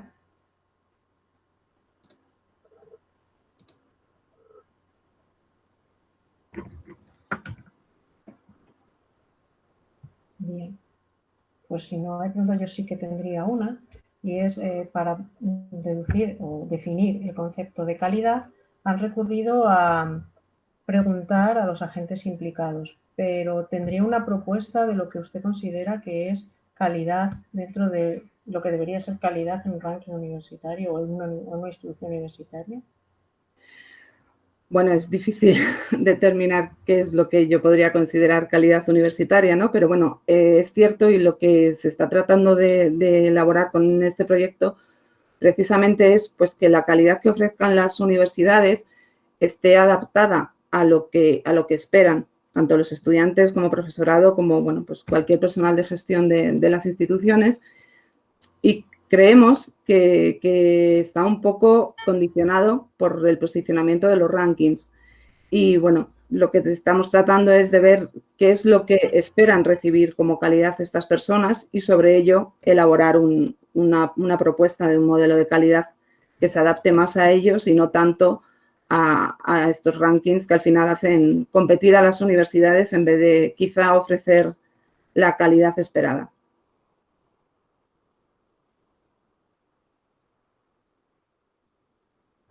Agradezco muchísimo la intervención de Susana y a todos los asistentes a la sesión. A partir de ahora pueden incorporarse a cualquier otra, la correspondiente a la línea 4 o la damos por finalizada. Muchas gracias a todos. Gracias.